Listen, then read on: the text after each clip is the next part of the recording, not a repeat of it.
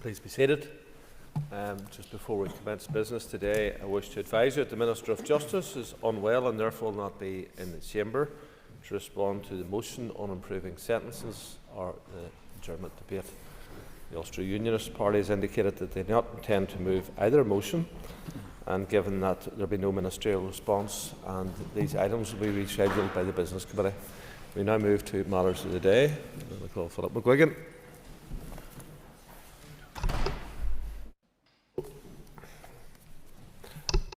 Apologies. Now move to matter of the day. Sean Mulholland has been given leave to make a statement on unrest in Ballymena, which fulfils the criteria set out in Standing Order 24. Other members who wish to be called should do so by standing in their place and continuing to do that. And I'd remind members that interventions are not permitted doing this.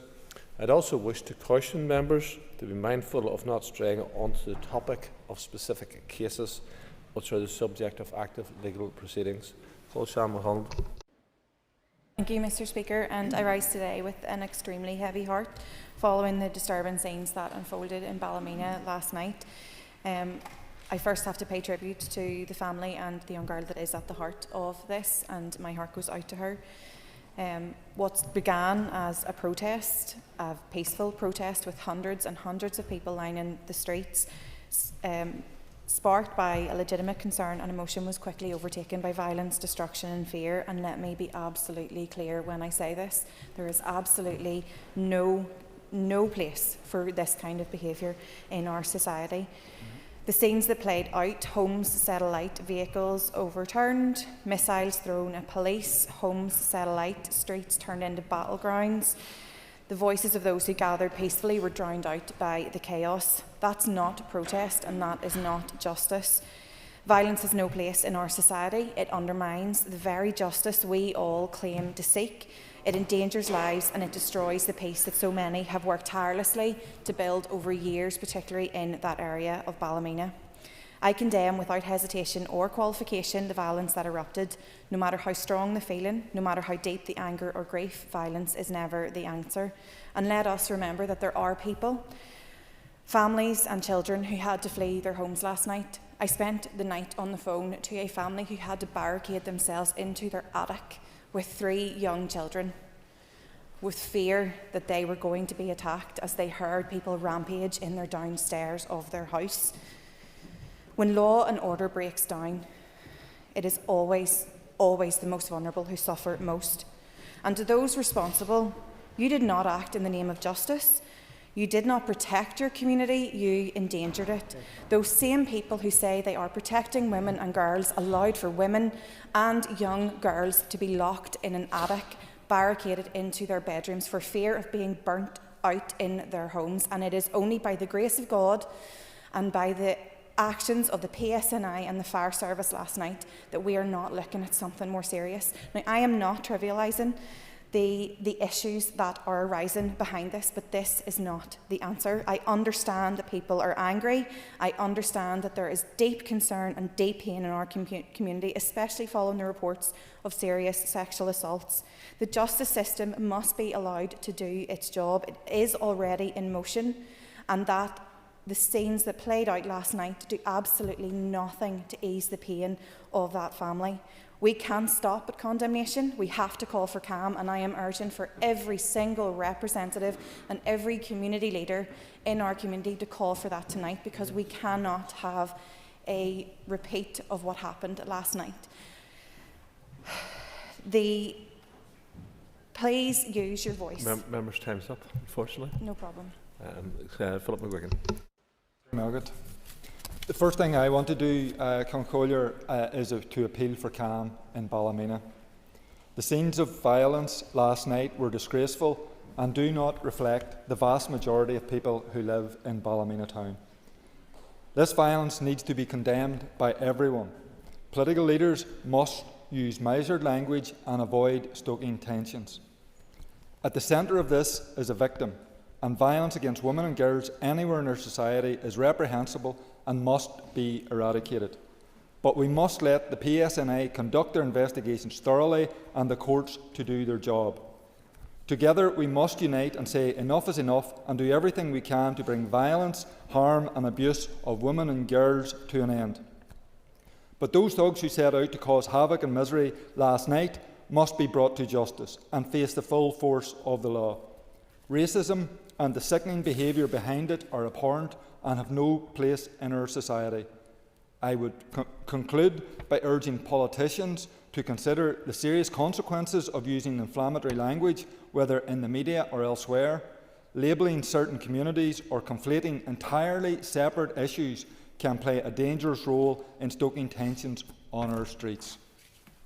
Alfred. Rise to condemn the violence that took place in my hometown of Ballymena last night, and I feared that this was going to happen.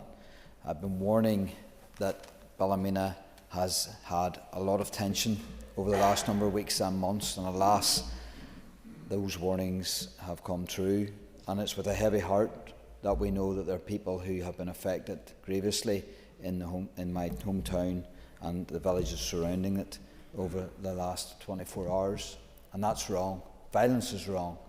I have fought my whole life, I have campaigned my whole life against violence of every hue, and so we must condemn the violence of last night. But it should not dilute the message from the thousands of people who turned up last night in Ballymena to protest against violence against women and girls, and the thousands who turned out to show solidarity and sympathy and support to the families and the victims affected by the heinous crimes that have taken place in the town over the last number of weeks. The answer is our justice system. The violence is not the answer to anything. Violence is wrong no matter what quarter it comes from, no matter who it targets. And so my sympathy goes out to everyone who's been affected by violence, sexual or otherwise, in my constituency over the last number of weeks and months. It has to end. It has to stop. People must feel safe in their hometowns. People must feel safe in the streets that they have to walk, when they go to work, when they socialise, when they meet friends. Violence has to stop from every quarter. Thank you. Crawford.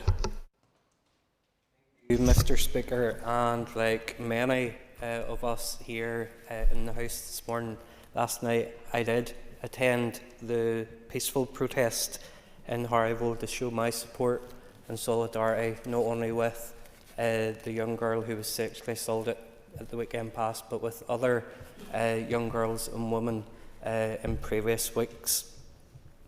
Mr. Speaker, first and foremost, my thoughts and my prayers are with all victims, and I just wish them just my prayers and sympathy as they journey through what they're going through. But no child should ever have to endure such brutality, and no family should ever have to suffer that pain. Mr. Speaker, without doubt, the scenes in Harrival and the surrounding areas last night were deeply concerning. There's no doubt that justice must be delivered in the court and not on our streets. Peaceful protest is anyone's right, and we are all entitled to exercise that right to demand justice, but we must never allow anger to spill over into violence. That helps no one, least of all the victims. Mr. Speaker, we must allow and give space and time for the police to do their jobs. And I would appeal for calm and cool heads over the next few days and over the next few nights. Thank you, Mr. Speaker. Total. Thank you, Mr. Speaker. As others have done, it's important, first of all, to remember that at the centre of this is a young girl who has suffered traumatic and appalling assault. There is also a police investigation and a justice process which must be followed. That is the absolute core of a civilised society and a democracy based on the rule of law. when appalling violence happens, the response needs to be legal, and it needs to be respected, and it needs to be undertaken by the lawfully constituted authorities. It is also the case that people who are appalled by violence are entitled to stand in solidarity peacefully, as others have done across this island, reflecting the crisis in violence against women and girls, which has unfolded and manifested itself in numerous appalling murders and assaults. We only have to think of some of the appalling incidents we've seen in the last number of years. It's why the violence against women and girls strategy is so important. But it is important, critically important, to say that those people who wanted to make their voice heard peacefully and who wanted to stand in solidarity with a young woman are in no way represented by a tiny number of people who engaged in appalling violence. Shan Mulholland has given vivid testimony to what has impacted her constituents, people feeling unsafe in their homes, people who could have been killed in their homes, a town torn apart by violence, set alight. That is no kind of response to an awful act which is being investigated. And it has to be said, and it does have to be said, that words matter, political leadership matters.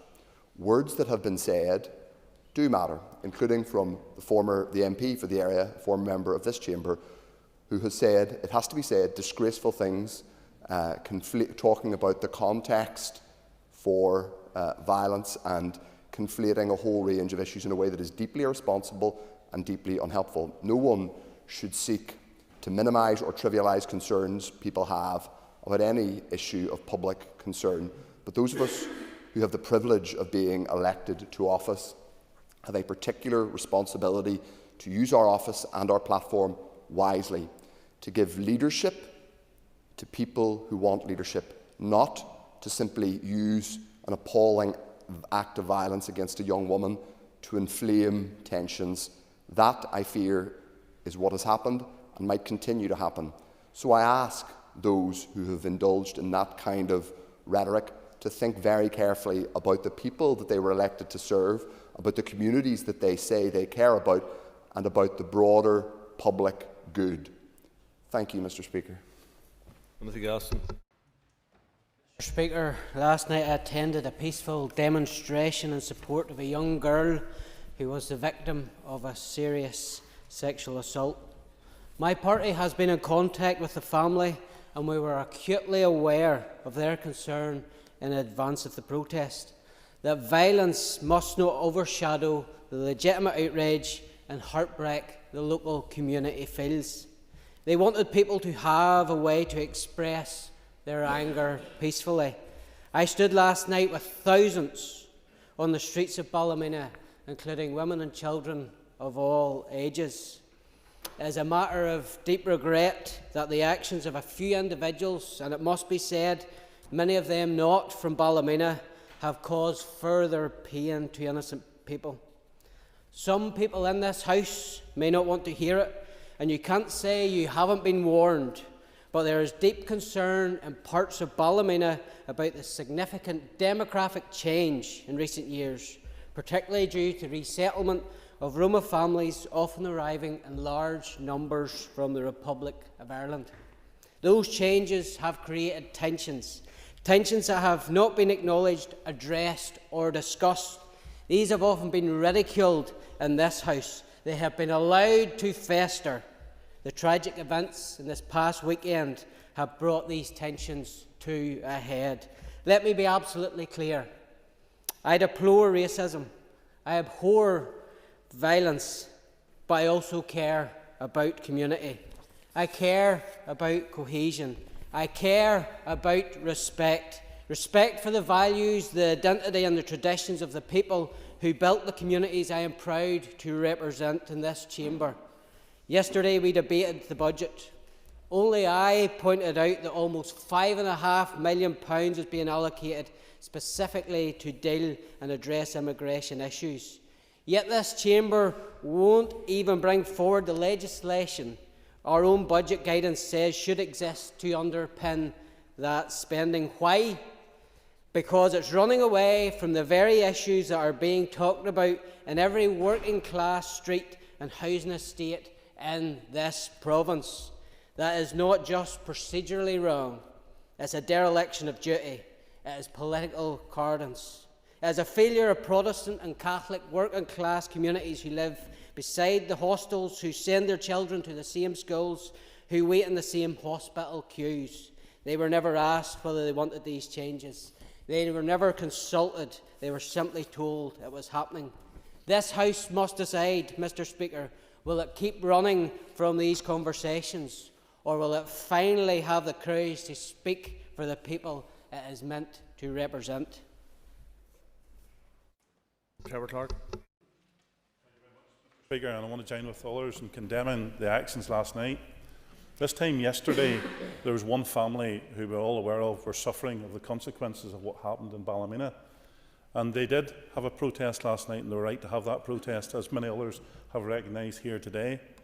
But as the night unfolded, there's been more victims, and no one has mentioned the police officers who put themselves in the line last night to try and restore calm. Sorry, maybe I apologise. Restore calm and peace. I listened to the radio coming in this morning. 10 police officers injured. 10 police officers who left their families yesterday to go and do a day's work to protect our communities, who put themselves in the front line to try and restore calm and order in the streets of Ballymena last night. And unfortunately, 10 of those officers either hospitalised or went home with injuries last night. It's despicable, Mr. Speaker, and we do call for calm. But we do still stand in solidarity with the family who did call for the protest last night, as they were entitled to do so. But the actions of a few, as has been remarked by others, is unacceptable, and it needs to stop, and it needs to stop quickly before this gets out of hand. Thank you, Mr. Speaker. Move on to matters of the day. Our member statements. I call Declan Kearney. Antrim and Ulster Gaels have waited patiently for the delivery of the promised modernised, fit-for-purpose sports stadium at Casement Park. Our call is for the British Government to honour its commitment to ensure that Casement Park, as Ulster GAA's provincial stadium and home to Antrim GAA, is built for the next generation of Gaels. That is, to build on Casement's historic memories and sporting legacy and deliver a long-awaited field of dreams for the future. It is an extreme understatement to say this project is overdue. We know the delay in delivering this flagship project has already denied economic and sporting opportunities to the greater Belfast area and to this region. We must ensure that such opportunity and potential is not squandered again. A redeveloped Casement Park will undoubtedly bring some of the biggest sporting events to Belfast City, stimulating unparalleled sporting and economic opportunity. The associated investment for West Belfast will bring with it significant economic growth through job creation and associated commercial and business catalysts. Building Casement Park will make a huge investment in the infrastructure of this region. It will attract thousands of visitors into West Belfast and Greater Belfast, with money to spend on our hotels, shops, bars and restaurants. Tomorrow's comprehensive spending review is a pivotal moment. It will be an acid test for the British Government's economic and social policy commitment to this region. It will also be a test of its support for our power-sharing executive in helping to deliver this key flagship project. It is time to end the delays. It's time to honour commitments. It's time to deliver Casement. Build Casement now. Keith Buchanan. Mr. Speaker, on Wednesday the 28th of May 2025 marked a truly important and historic event when the Northern Ireland Fire and Rescue Service's new state-of-the-art Learning and Development College at Desert Crate, just outside Cookstown, was officially opened. The event that was more than the unveiling of a new facility. It represents a bold and forward-looking commitment to the future of our fire and rescue service and, most importantly, to the safety and well-being of our communities across Northern Ireland. This is a place where courage meets preparation, where tradition meets innovation, and where our dedicated fire and rescue personnel are trained, developed and supported to be the very best they can. The facilities at Desert Crate are among the finest in Europe, from the cutting-edge academic building to the tactical firefighting facility, the mock fire station, the flood water facility and the call-out village. Every element has been purpose-built to simulate real-life emergencies. These environments ensure that our personnel are not only prepared but equipped to respond with skill, confidence and resilience. This college is more than bricks and mortar. It will foster a culture of lifelong learning, adaptability and continuous improvement.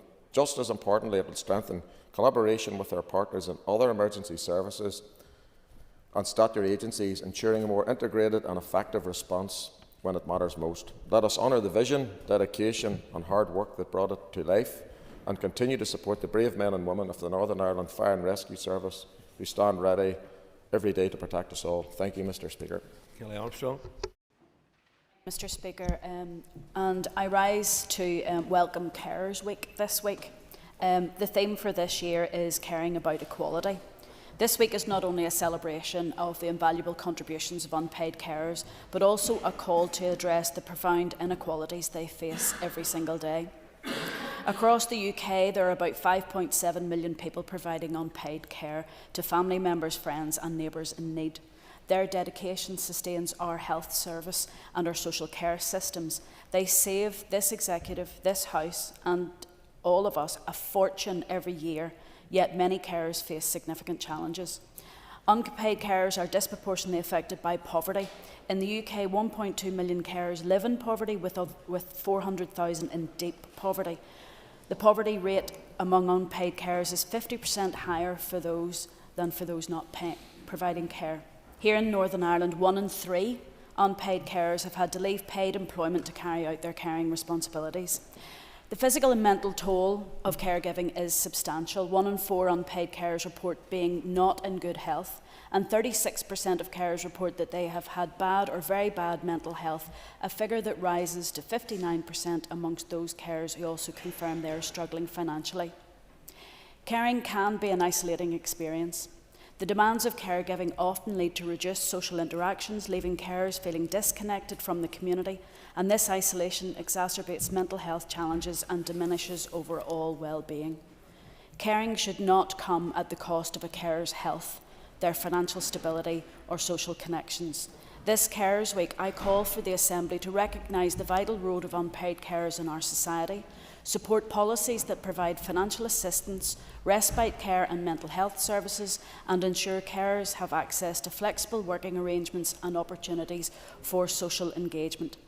By addressing these inequalities, we not only honour the dedication of unpaid carers, but it will show that this Assembly has heard and has listened to those carers. And I thank those who attended the Carers NI drop-in yesterday in the Long Gallery, where a lot of organisations who support carers were available to discuss the type of help that they provide. It's just very sad that some of our departments here do not provide the same type of support. Remember, it's these carers that are saving our health service. If we had to replicate what they deliver, we would have a bankrupt health service. We need to ensure that each of us make sure that carers' needs are met and their equality is not ignored. Thank you. Justin McNulty. I rise today with a deep sense of duty and an even deeper sense of moral obligation to speak on behalf of the family, friends and neighbours of the late Sean Brown. Sean Brown was a good man, a husband, a father, a Gael and a proud member of the Ballymena community. On the night of May 12, 1998, just weeks after the signing of the Good Friday Agreement, Sean Brown was brutally abducted and murdered by loyalist paramilitaries as he locked the gates of the Ballymena GAA club. His killing was an act of unimaginable cruelty, but what has followed over the past 27 years compounds that cruelty. Councillor, the truth of this case has been denied not only to Sean Brown's family, but to us all. After almost 3 decades of delay, obstruction and obfuscation, the British government now seems determined to defy a court ruling that found its refusal to hold a public inquiry into the killing to be unlawful. To be unlawful. No family should have to fight this long or for this hard for truth. No family and no community should be asked to simply move on while justice is being withheld. And no government that claims to uphold the rule of law and the promises of the Good Friday Agreement should tolerate such an affront to basic decency and dignity. Councillor, there is now no viable route left other than a full, independent public inquiry. Such an inquiry is not a luxury. It's not a matter of political expediency, it's a moral necessity. It's required for Sean Brown's family, who deserve to know why their loved one was targeted and why those responsible have escaped justice. Is required for the integrity of the 21st century policing and justice, so the collusion, where it occurred, is acknowledged and addressed. And it is required for the people of the North, who must be able to believe that in a civilised and democratic society, no life is expendable, no victim is forgotten, and no truth is too dangerous to tell. In this assembly, we often offer lofty words about reconciliation, about human rights, about the promise of peace we have built, promises of the peace we have built. But reconciliation without truth is a lie. Rights without accountability are fragile, and peace without justice is hollow. We must refuse to turn our backs on the Brown family's pain. Let us honour not only the memory of Sean Brown, but the values of democracy and decency which we all claim to support. There's only one path now that we can honour those values: a public inquiry. And this Assembly, across all parties, across all traditions, must find the moral courage to demand it. Bridie Brown, after 87 years of age, and her family, after 59 court cases, cannot have their justice or truth denied any longer. Melissa McHugh.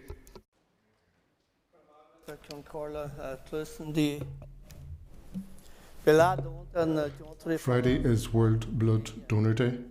Throughout the world, people will be celebrating that day, Mr. Speaker, praising the millions of donors who give their blood voluntarily every year to save the lives of people that they will never meet. It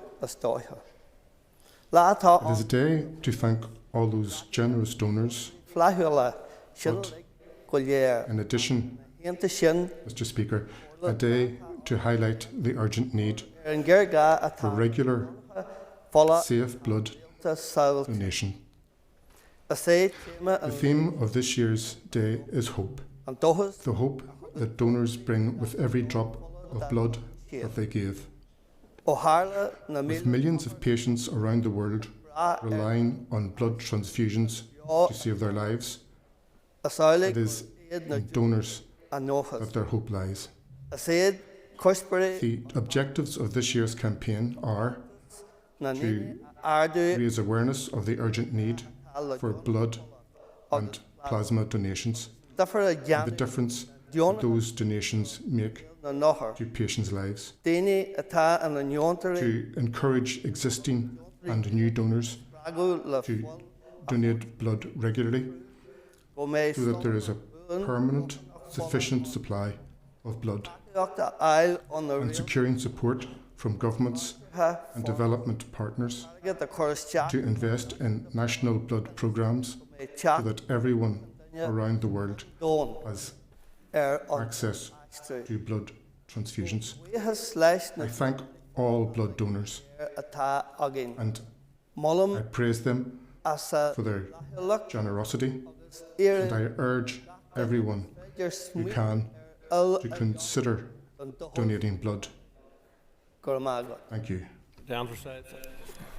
Thank you, Mr. Speaker. And last year we all got a nasty shock when one of the first things that the new Labour government did when entering power was to cut the winter fuel payment to pensioners across the United Kingdom. They cited the financial black hole and the need for cuts, but why the winter fuel payment? It cut deep to the heart of our society, taking from our older generation, from those who have worked all of their lives through many tough times, paid their contributions, and now in later years, one of the few things that they received was the winter fuel payment, to give them a boost for their heat and comfort through the winter.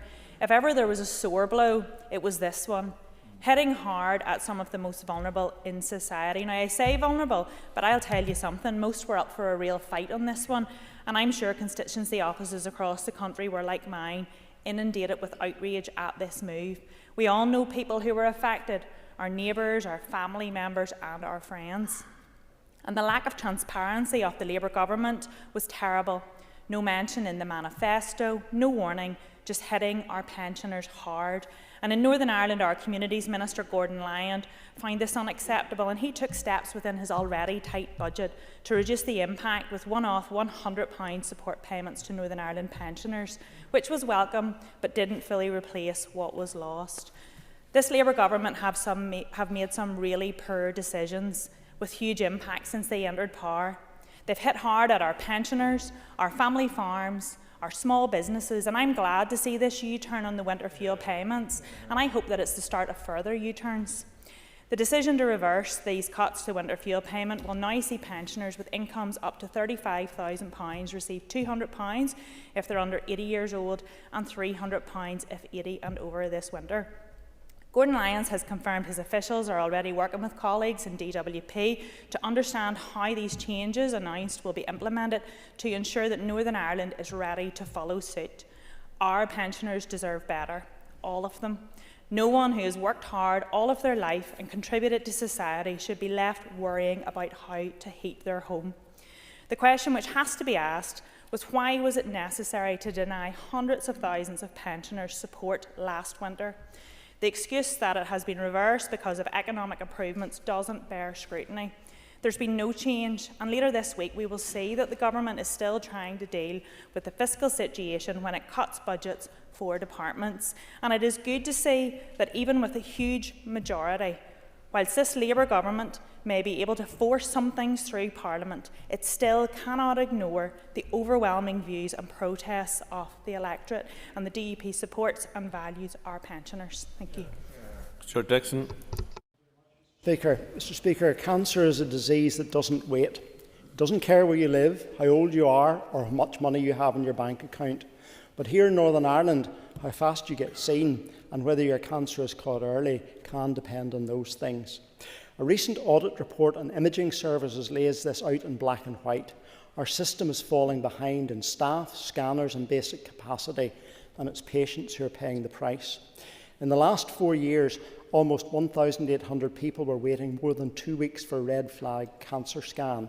Almost 9,500 waited 4 weeks for an urgent diagnosis scan. This isn't a delay, this is a death sentence. We know from published studies that a 4-week delay in cancer treatment increases the risk of death by 16 to 13%. We also know that 35% of patients in Northern Ireland are waiting more than 26 weeks for an MRI scan. Yet in England, less than 5% are waiting longer than 13 weeks. This isn't just a postcode lottery, it's a completely different healthcare system. What is the department's response? Repeated reliance on non-recurrent short-term funding that comes too late to make real differences. The Minister tells us that he has permanent solutions like a Northern Ireland Imaging Academy. This is one of his priorities, but it hasn't been allocated any funding or set a timeline. It's not a plan for change, it's just simply another idea of the Minister's. And while we're heading towards the worst radiologists' shortfall in the United Kingdom, and patients, consultants are waiting longer and longer for the answers that they need. Scandalously, Mr. Speaker, 16% of imaging equipment is already obsolete, and that number is rising. We are still diagnosing cancer with machines that have been used since before some of our junior doctors even started secondary school. And yet the department has allocated only £3 million annually for the replacement of equipment, when the real need is up to £25 million. This isn't inefficiency, Mr. Speaker. It's unsafe and it's unfair. We need to ask why we haven't been made imaging reform a clear part of our cancer strategy. Why is Northern Ireland still using outdated scanners and an unfilled workforce posts? So I ask the Minister directly, when will funding be secured for the Imaging Academy? When will there be regional plans to replace scanners that are now past their safe use? And when will we see clear public targets to bring Northern Ireland's imaging waiting times in line with the rest of the United Kingdom? We need action, we need investment, and we need leadership that stops talking and starts delivering. Philip McGuigan.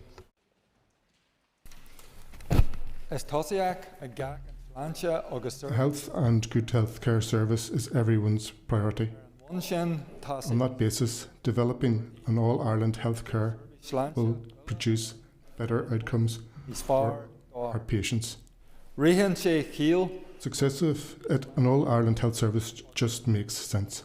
Neil Realtas Nahara. Successive British and Irish governments have not prioritised our public health services. They have failed to plan services according to need, to train enough health and social care services, and to modernise our health and care provision for the 21st century. All-Ireland cooperation and planning makes sense. It is the responsibility of the government and the executive to work together to improve health services for the people of Ireland. They should also give the health and care community the necessary space to deliver improvements without regard to the border in a fair and shared way. And as we talking more often about future constitutional shape of this island, and the conversation carries momentum, so too does a debate on the future of health provision. Sinn Féin's Commission on the Future of Ireland's Health and Care in a New Ireland event. More than 100 health professionals participated in that conference. Panelists spoke about their experience in healthcare provision and the gaps that exist in it at present. The conference voted in support of the Assembly on Health as part of a discussion of healthcare in a New Ireland. On an island of 7 million people, less than the population of most of the world's great cities, it makes no sense having two separate health services with no All-Ireland healthcare plan. A national health service linked to a growing All-Ireland economy that is providing new jobs and higher wages, that is raising living standards and providing additional tax revenues for better public services, including health and education, can successfully overcome existing health inequality. Philip Brett. I rise to raise my deep concern at the rise in sectarian hate crimes aimed upon the community of Lower North Belfast. This weekend, Mr. Speaker, my young constituent, Cooper Mason, a young teenager, was set upon by a group of 24 masked individuals armed with sticks and armed with a knife.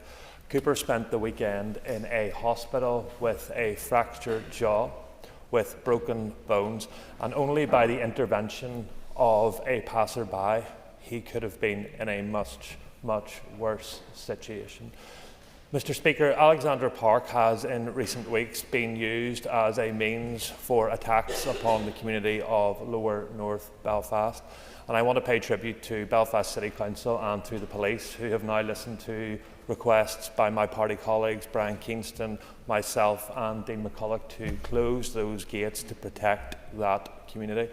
Mr. Speaker, I am calling on political parties and community leaders in all parts of North Belfast to call this out.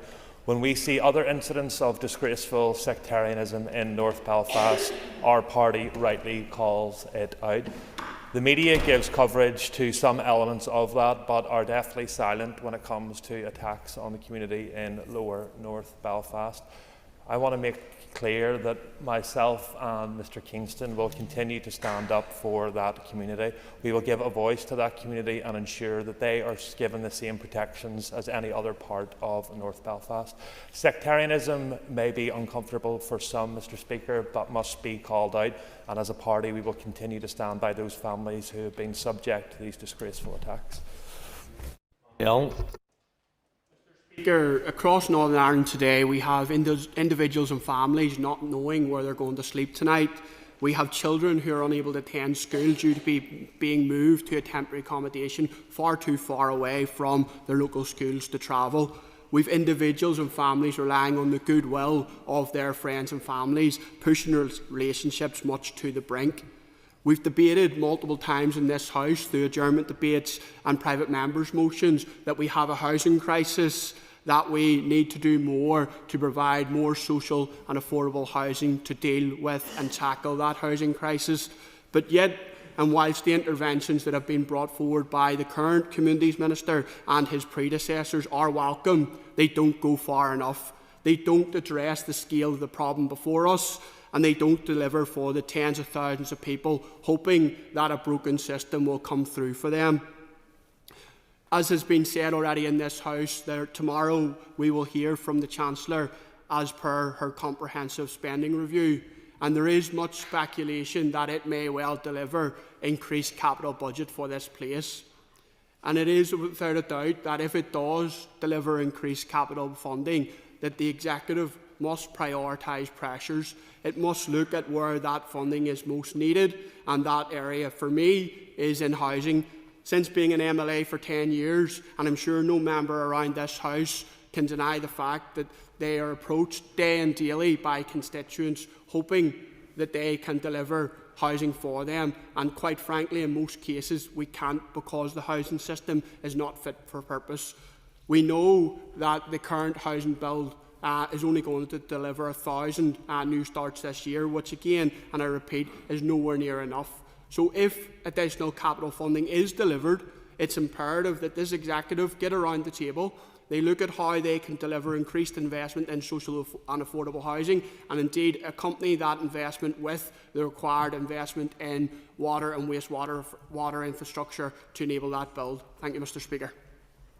Daniel McCrossan.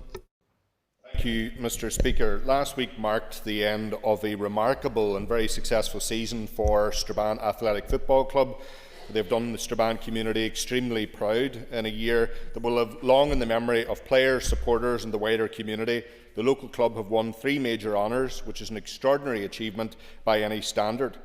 They are this season's league champions, O'Gorman Cup winners, Crawford Cup winners, and have secured their long-sought elevation to the Premier Intermediate League. This is no small feat. It represents the combination of years of hard work, commitment and belief. After narrowly missing out last year, manager Raymond Foy and his squad returned stronger, hungrier and more determined than ever.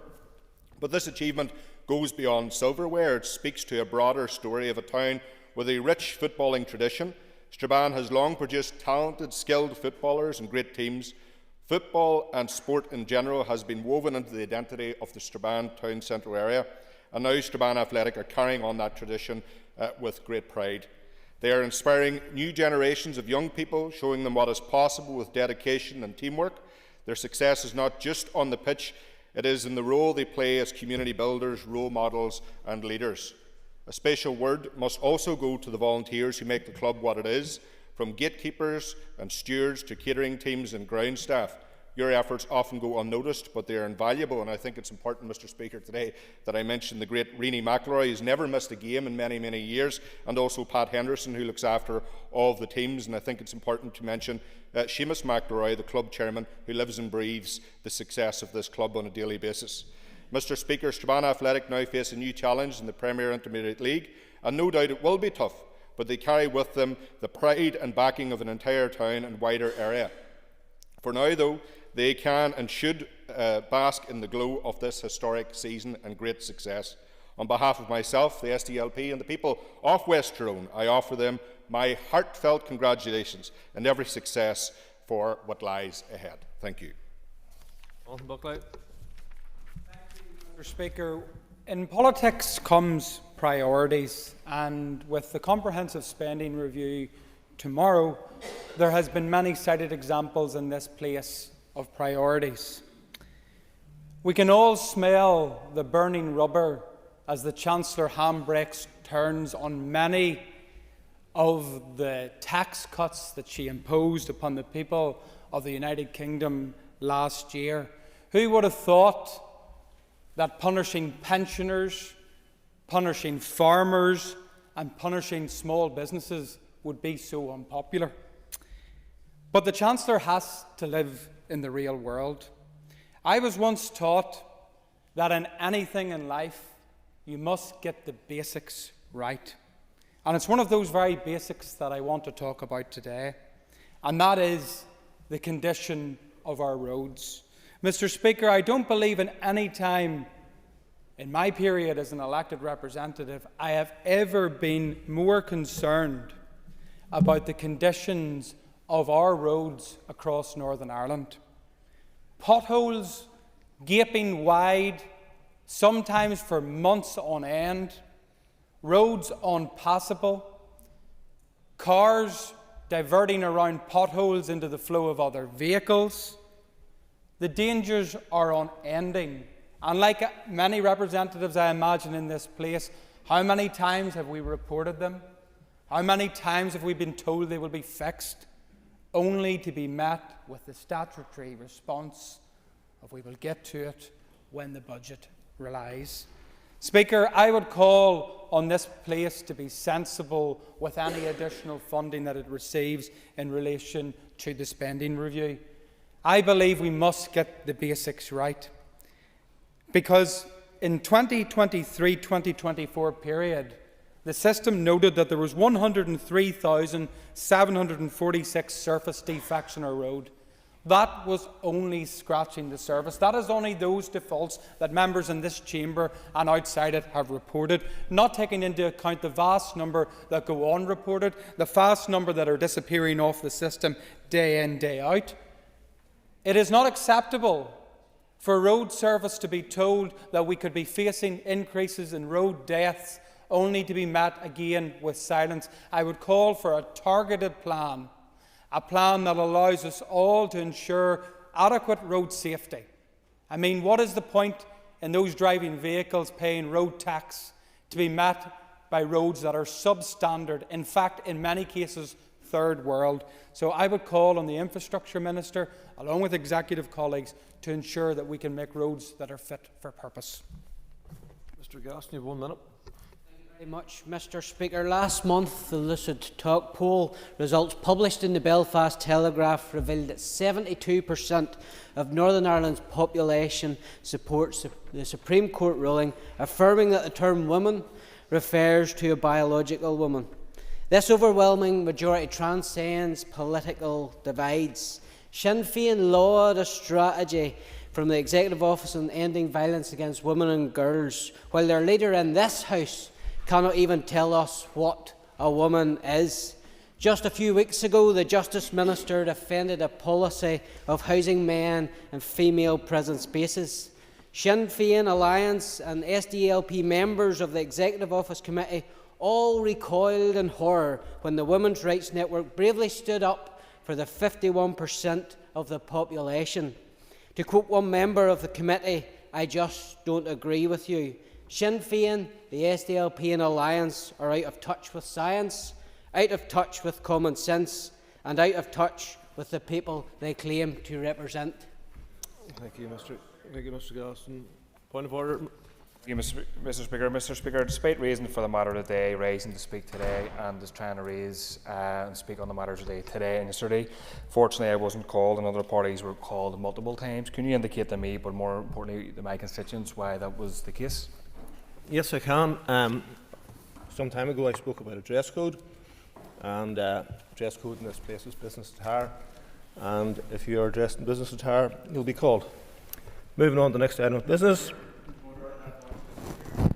Point of order. Indicate to the House what business attire is. If the member wants to come and see me, or see my office, we'll have that discussion with him. Point of order, Mr. Kingston. I apologise to you in the House that my phone was not on silent at the start of proceedings today during prayers. Thank you. I've received notice from the Minister of Communities wishes to make a statement. We'll call the Minister. I remind members they may be concise in asking their questions. Minister. Mr. Speaker, with your permission and in compliance with Section 52 of the Northern Ireland Act 1998, I wish to make a statement regarding the North-South Ministerial Council language body meeting which was held at the North-South Ministerial Council Joint Secretariat offices on the 10th of April. The Executive was represented by myself and by Junior Minister Riley as accompanying Minister. The Irish Government was represented by Dara Cleary, TD, Minister for Social Protection and Minister for Rural and Community Development and the Gaeltacht. This statement has been agreed with Minister Riley, and I'm making it on behalf of both of us. The meeting dealt with issues relating to the North-South Language Body and its two constituent agencies, the Ulster Scots Agency and Force na Gaeilge. A number of topics were discussed, with decisions being taken where appropriate. As part of opening remarks, ministers acknowledged the work of the language body and the positive impact the agencies have had in the language and cultural sectors on both sides of the border.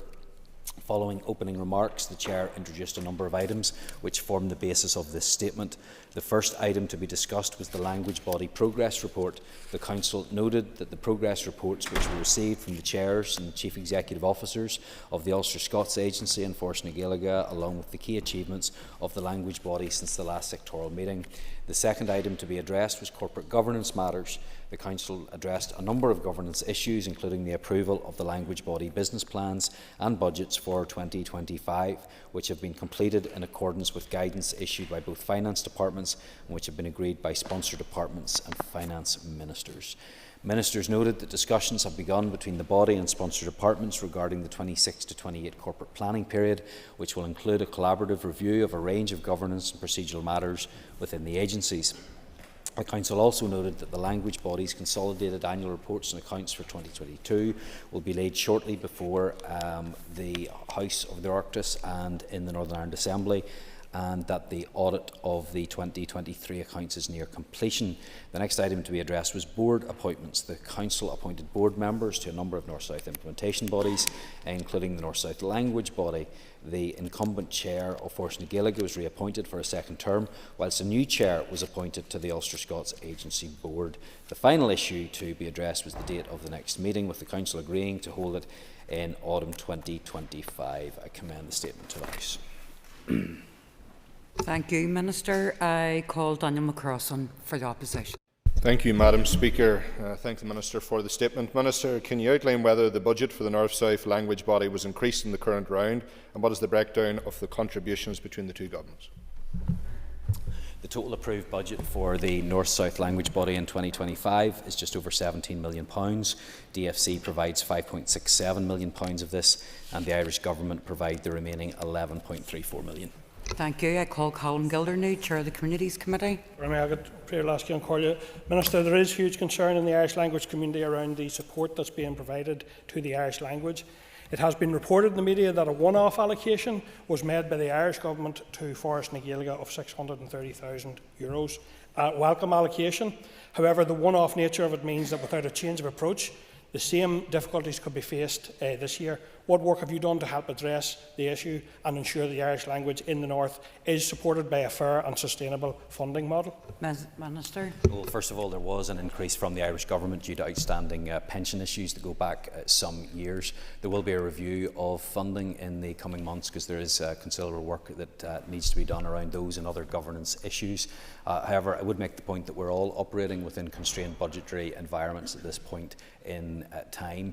We all need to ensure that we're making the best use of public resources, and I have pressures in other parts of my department, as he'll be well aware, in terms of housing and arts and sports and culture and many other issues.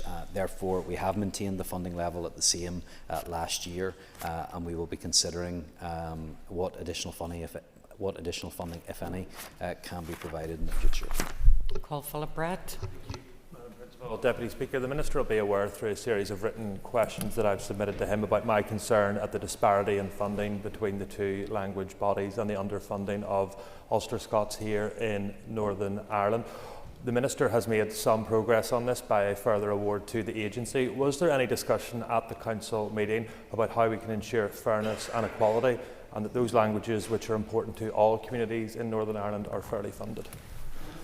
That's absolutely right, and I do acknowledge the concerns in relation to the Ulster Scots Agency, which of course isn't just primarily focused on language, but wider issues around culture and history and heritage as well. There has been a change. I've moved £103,000 from departmental funding into the North-South language bodies, and as a result that has generated an additional £34,500. So it means that this year the Ulster Scots Agency will have a total increase of £137,500 in the agency's allocation, and I hope that they will use that wisely so that we can continue to promote Ulster Scots language, culture, history and heritage.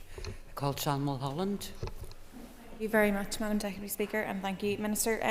Minister, would you accept that in this time of fiscal constraint that you've just referenced, it would be prudent for you and your colleagues not to block the amendment to the North-South funding agreement that would supply additional funding to Fermanagh Gaeilge without a reciprocal contribution from the Northern Ireland Executive and from your department? Well, there was an outstanding pension issue that had been dealt with through the discussions that we have, but ultimately there needs to be agreement. We need to have agreement both north and south in terms of the arrangements that are in place. Those arrangements were put in place and the funding criteria was agreed back at that period of time, and there need to be consensus before that is changed. Thank you, Minister. I call Sinead Annis. And following on from the last question, I am aware that the Irish Government is prepared to put additional funding into the North-South implementation bodies, and that would be a welcome injection of funding for those bodies to help them to continue to deliver. And surely the Minister agrees that we should avail of this offer for the additional funding to help with public services. As I said in response to my previous question, the quotas and the arrangements were agreed back in 1998. I think that those have served us well. There are opportunities for additional funds to be made available for bodies if they're doing specific work in their own jurisdictions, and that has happened in the past. But you can't simply change the funding arrangements for one body based on the particular circumstances that you find in one financial year. This is a much wider piece of work that will be taken forward. Call Kelly Armstrong. Thank you, Principal Deputy Speaker. Minister, on page 2 of your statement, you talk about the positive impact that the agencies have had in the language and cultural sectors on both sides of the border, and as you've just referenced, the budget helps that to happen.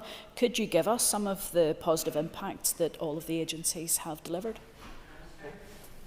Yes, there have been a number of projects that both agencies have been involved in promoting language and culture. In terms of the Ulster Scots Agency, we had the Belfast International Tattoo supported, £80,000 for community festivals, flagship school programmes, and the first Tartan Day in Belfast. Force na Gaeilge have also ran language planning conferences, awareness campaigns and scholarships as well. Those are examples of some of the work that's currently taking place. I call Malaysia McHugh. Minister, since the MSC meeting, have you had any engagement with Irish language bodies to discuss any of the challenges that they currently face as a result of the financial, in relation to the financial context that they find themselves in? Well, I think it's important to note that there hasn't been a reduction in that funding this year. Those are challenges that will be faced and shared by many people right across the public sector. My door is open, and I'm always happy to meet any groups that want to meet with me to discuss issues of concern that they have. That concludes questions to the statement. Members, we just take your ease for a moment.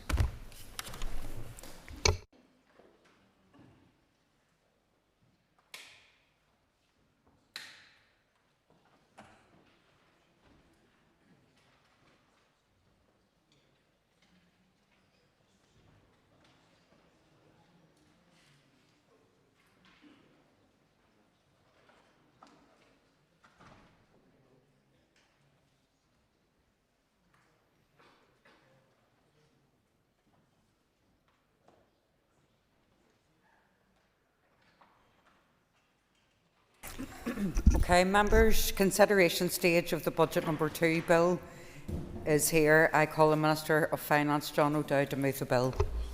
Moved.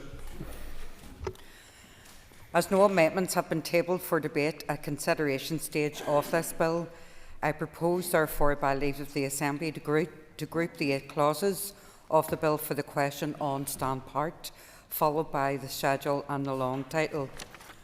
So the question is, as there have been no objections, the question is that clauses 1 to 8 stand part of the bill. All those in favour say aye. Aye.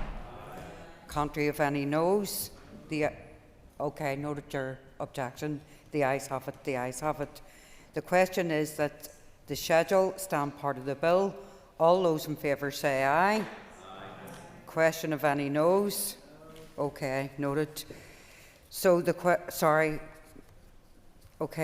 is that the long title be agreed. All those in favour say aye. Aye. Question of any noes? The ayes have it. The ayes have it. Minister, that concludes the consideration stage of budget number 2 bill. So the bill therefore stands referred to the Speaker. Okay, members, want to take your ease for a moment?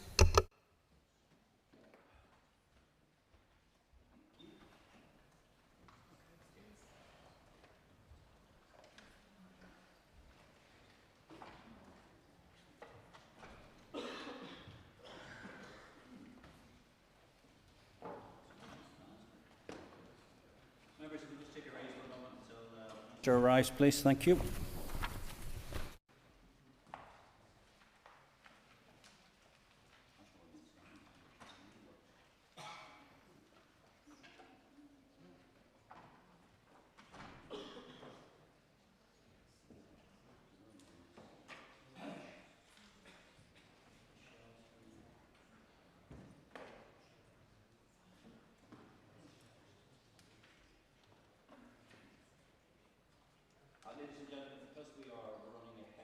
We'll wait for the Minister. We're just checking up on him now. Not you for once, Gordon. It's another one. Yeah.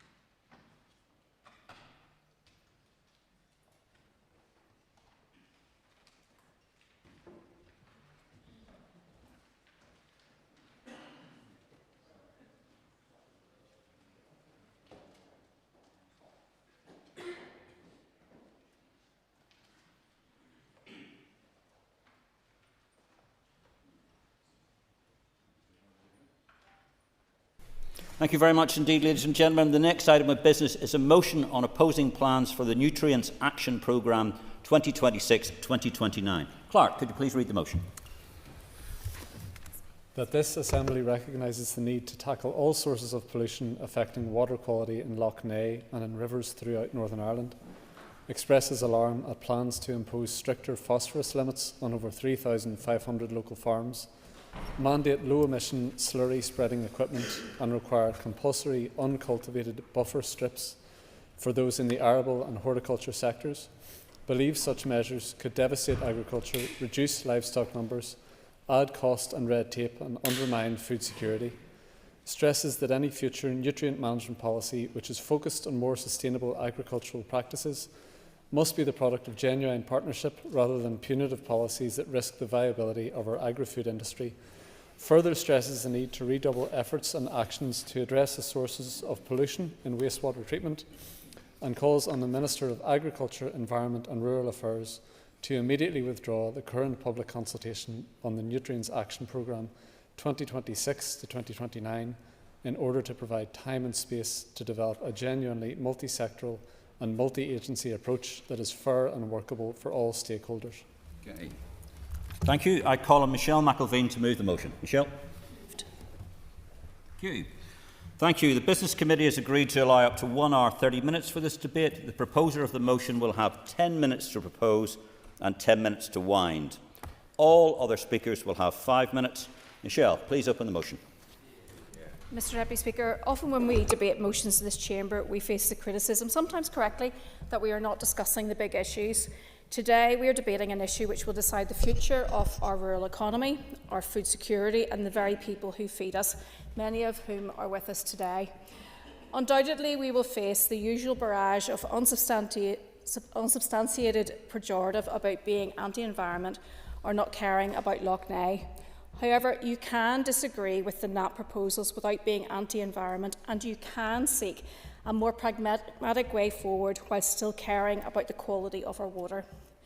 The Nutrients Action Programme currently proposed by DAERA is not just flawed, it's dangerously disconnected from the on-the-ground reality.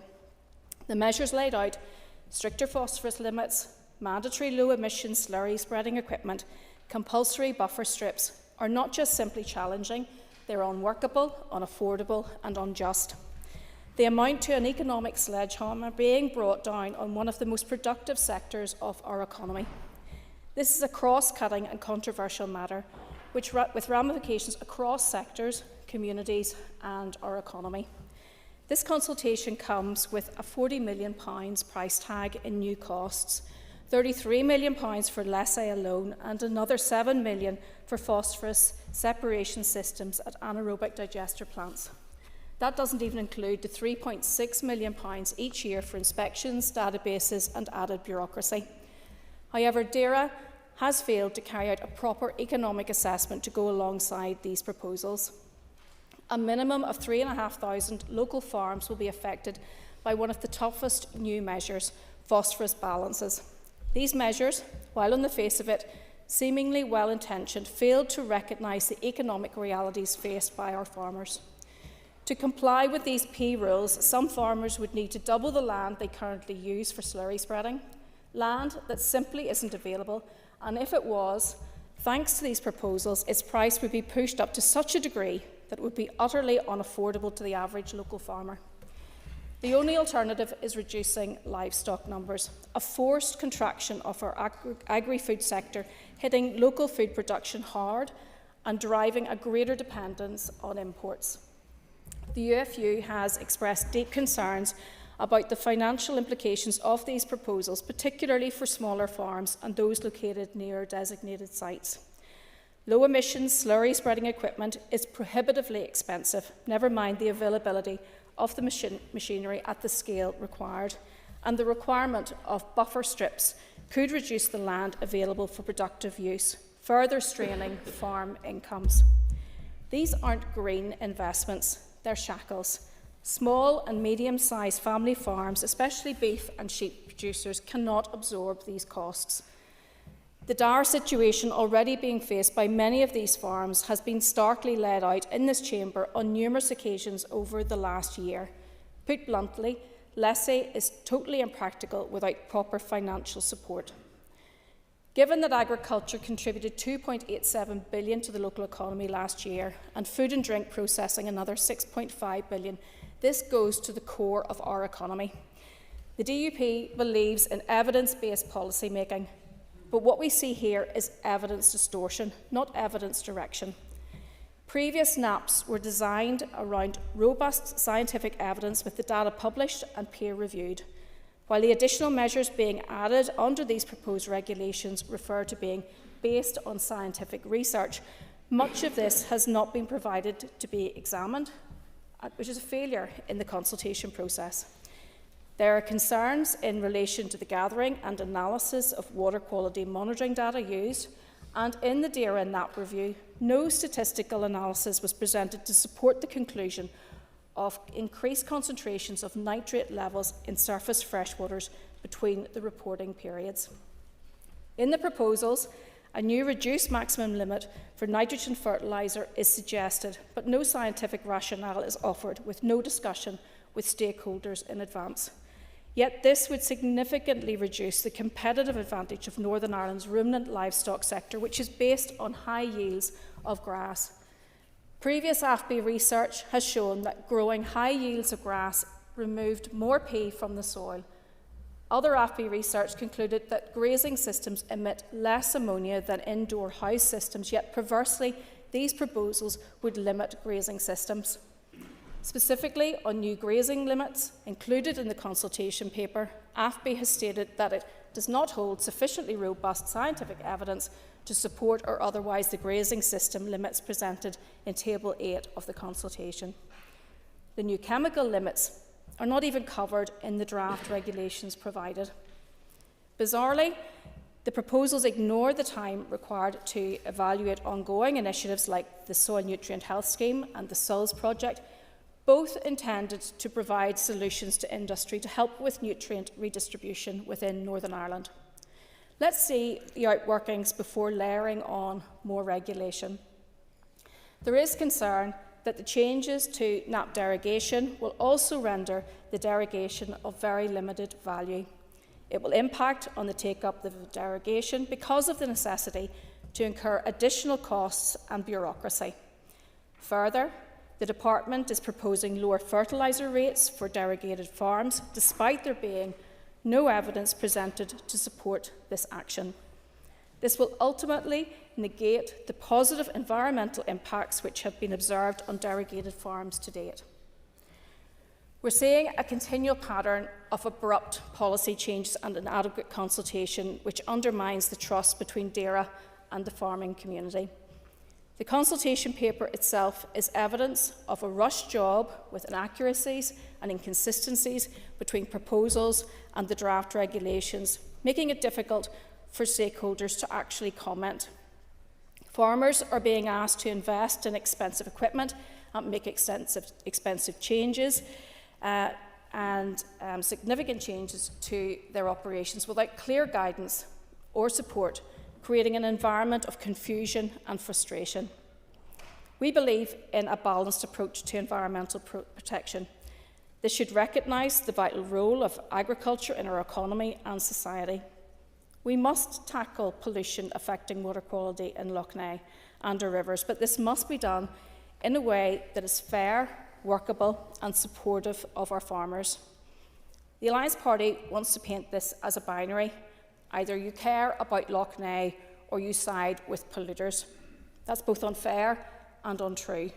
Our farmers live and work on this land.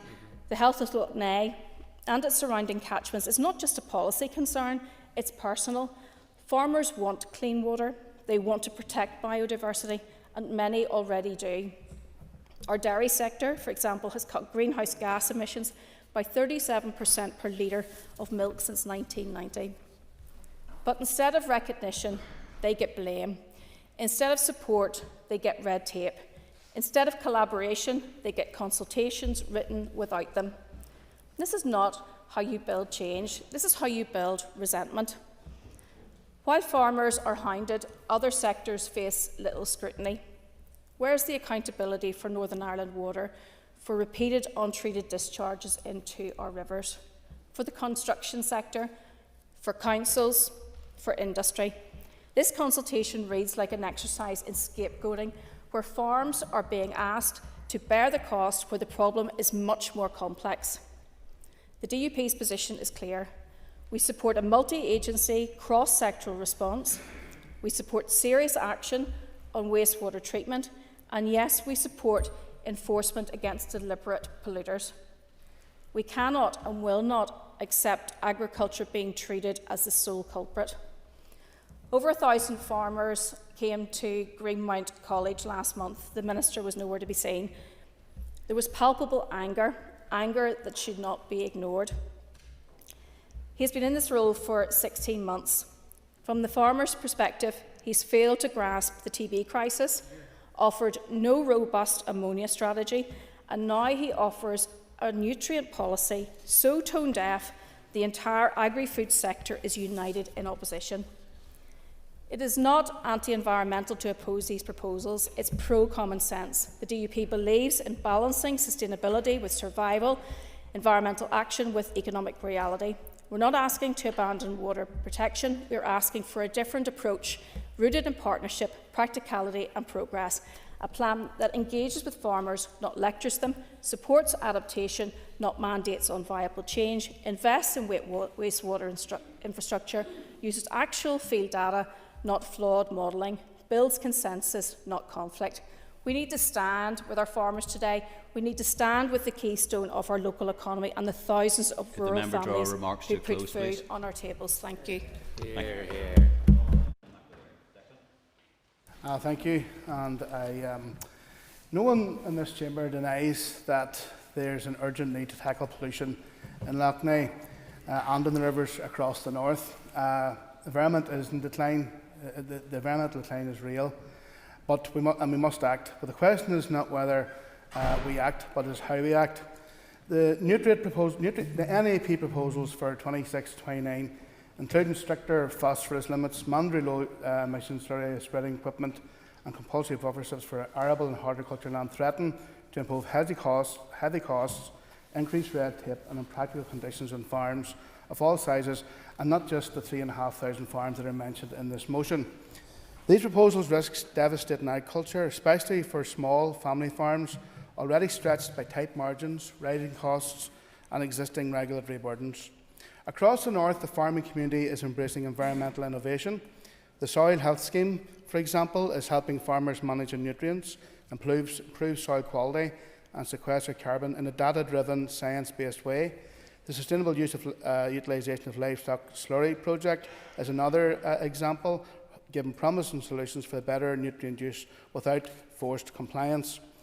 The soon-to-be-opened Farming with Nature scheme will also provide on-farm solutions to manage nutrients, increase biodiversity and protect our waterways. Farmers have reduced their use of artificial nitrogen fertiliser compared to 5 years ago, demonstrating a positive shift towards more sustainable and environmentally responsible farming practices. Many farmers have already invested in low-emission slurry spreading equipment through the Farm Business Improvement Scheme. This shows a willingness to act, but these changes must be funded, workable and fair. We have serious concerns about the consultation process itself and whether it meets the Department's legal commitments under the Equality Scheme and the Rural Needs Act. Firstly, public participation was undermined. We've had reports of people being unable to join online webinars due to broken links, denying them a voice and a chance to ask questions. This is not acceptable, especially for policy changes of such a scale. Secondly, there was no economic impact assessment carried out, and with significant new obligations proposed for thousands of farmers, this is a failure to evaluate the financial and practical implications, especially for rural communities. Thirdly, there is an inconsistency between the consultation document and the draft regulations. The consultation states the new phosphorus balance limits will apply to all farms exceeding 150 kilograms of nitrogen per hectare, whether by production or import, but the regulations only refer to production, not imports. That creates confusion and undermines the integrity of the process. If the final rules differ from the consultation, it calls the whole exercise into question. Fourth, and most concerning, the Equality Impact Assessment fails to assess how these proposals disproportionately affect rural communities. The policy is described as technical and unrelated to Section 75 groups, but this ignores reality. In many areas more than an hour from Belfast, farming is the backbone of the local economy. DAERA's own figures show that nearly half of all businesses in these areas are tied to agriculture, forestry or fishing.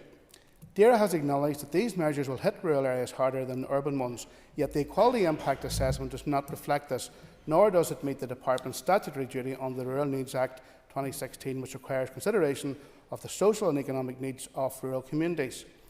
Furthermore, the proposed nitrogen fertiliser cuts are not only unworkable, they're based on guidelines that don't reflect the North conditions. AgResearch warns these limits could slice grass yields, force costly concentrate use, or even herd reductions, and perversely increase phosphorus runoff by over 200 tonnes a year.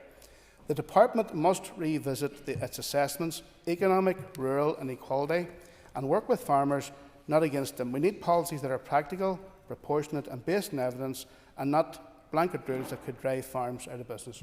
Thank you. Declan. I call on John Blair. John. Thank you, Deputy Speaker. Deputy Speaker, it will come as no surprise to members in the Chamber when I say that the Alliance Party firmly opposes the proposed motion calling on the Minister of Agriculture, Environment and Rural Affairs to withdraw the consultation on the Nutrient Action Programme consultation for 2026 to 29. This motion fundamentally misunderstands the urgent need for action to protect our environment, particularly in relation to the ecological crisis we are trying to overcome at Lough Neagh. It also appears to undermine the very purpose of public consultation. Agriculture is indeed a cornerstone of our economy and a way of life for many here in Northern Ireland. It is vital for feeding our communities, supporting jobs and protecting our rural landscapes. However, we cannot ignore the stark reality that our agricultural practices have contributed to significant pollution of our waters, including, as I've already mentioned, Lough Neagh. The alarming rise of blue-green algae in this vital water body is a clear sign that our waters are under severe threat. The Nutrients Action Programme, which has existed since 2007, is not just a set of regulations. It serves as an essential framework for change, providing a solution that balances agricultural needs with environmental responsibilities. Importantly, the NAP consultation is science and evidence-based, which reinforces its necessity. I will point out at this stage, and I'll try to do it as clearly as I can so that we don't hear again what we've heard today, that we know there is a vital need to address nutrient pollution not only from the agri-food industry but also from wastewater. The Minister has not been found lacking in this regard. The Infrastructure Department must also take action in parallel with DAERA to address wastewater pollution. Supporters of this motion will, I know, argue that it could devastate, the proposals could devastate our agricultural sector. However, the reality is that we cannot afford to choose between a healthy environment and a robust agricultural industry. The two are interconnected, and this was a point made clear by the Office for Environmental Protection when they were briefing the committee a couple of weeks ago. They stated very clearly that our agri-food sector is not sustainable in terms of our environment and must reduce its impact on our natural resources. Indeed, the OEP has clearly communicated its position on the NAP consultation. In their guidance to the Department, they stated, and I quote, "The issue of reducing nutrient pollution is urgent and must be dealt with accordingly." They pointed out the insufficient progress made so far and stressed the importance of upholding and effectively implementing the NAP regulations in a timely manner. The OEP also indicated that given the gravity of the situation, any failure to improve in this area may lead to them to consider enforcement actions, which will of course only lead to further pressures on the department. Once perhaps, I'm very stuck for time, go ahead. I was at the same meeting as yourself with the OEP, and one of the things that the OEP did allude to is the fact that they have responsibility, particularly just in terms of their environment, but the Minister's response is for agriculture and the rural affairs as well, and that makes it complex for the Minister, but the OEP have a single-minded objective, and that is just one part of the Minister's remit.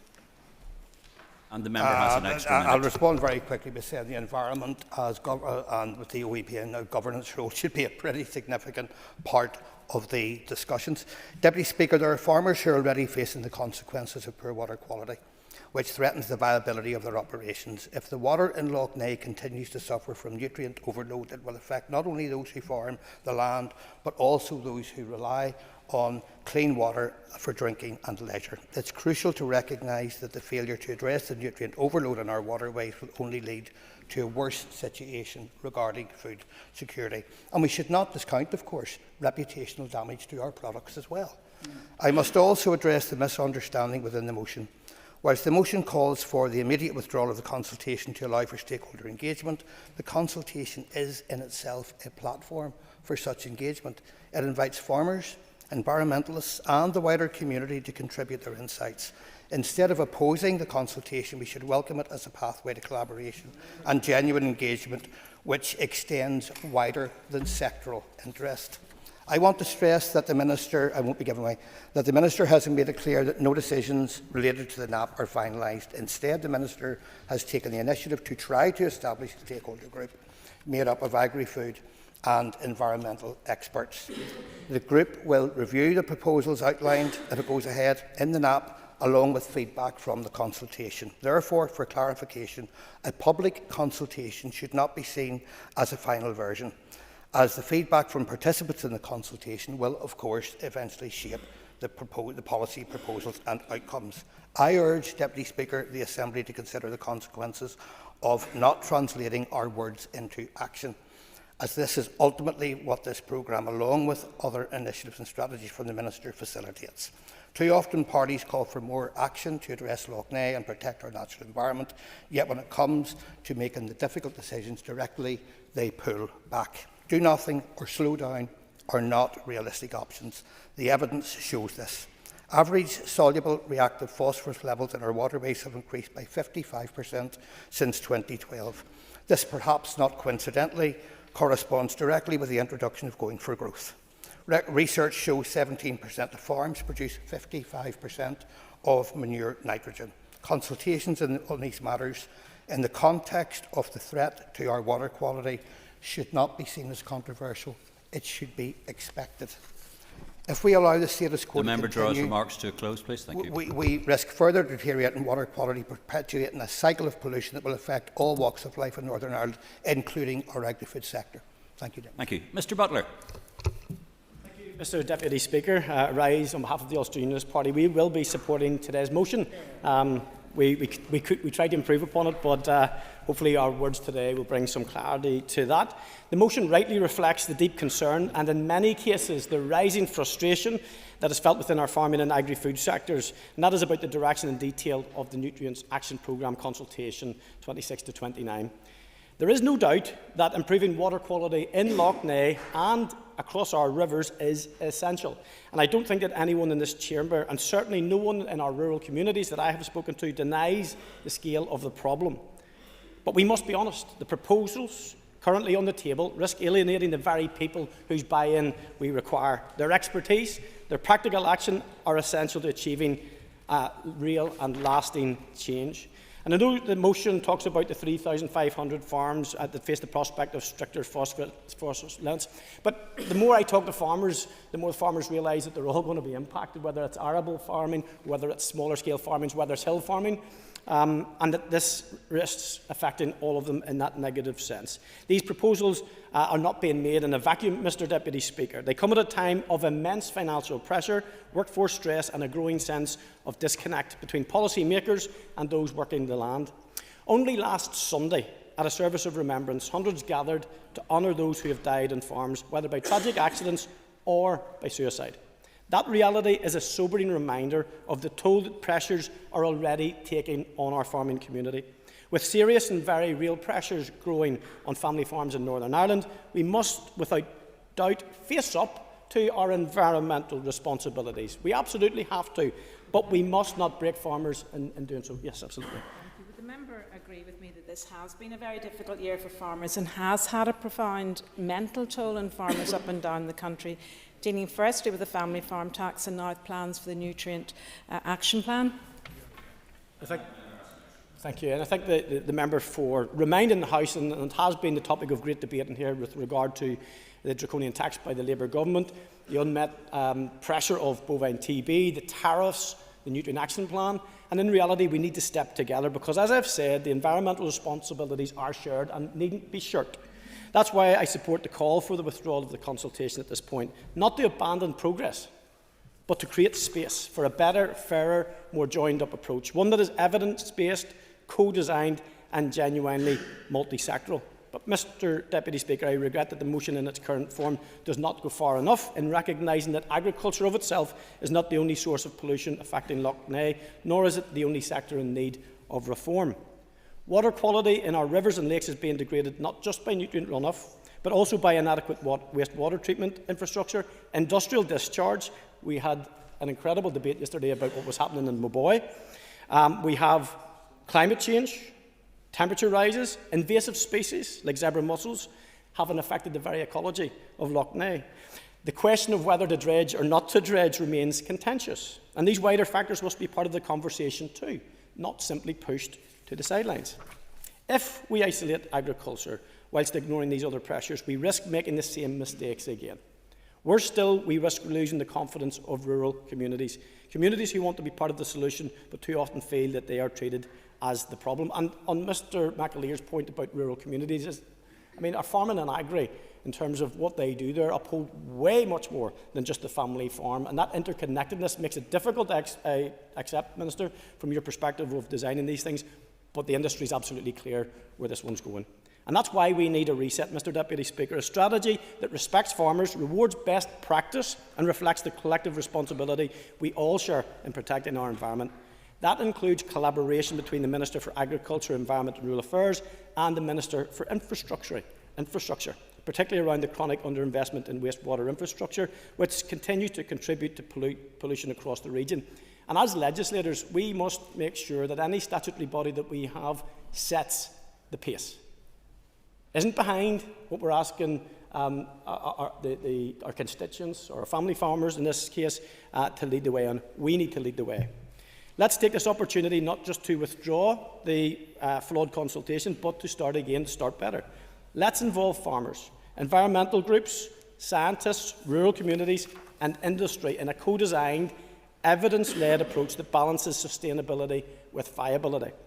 Because what we need now is not blame, not bureaucracy, but a shared pathway to recovery, one that restores confidence, protects our waters and secures the future of farming in Northern Ireland. Thank you, Mr Deputy Speaker. Thank you very much indeed, Robbie. I call on Patsy McClone. Patsy.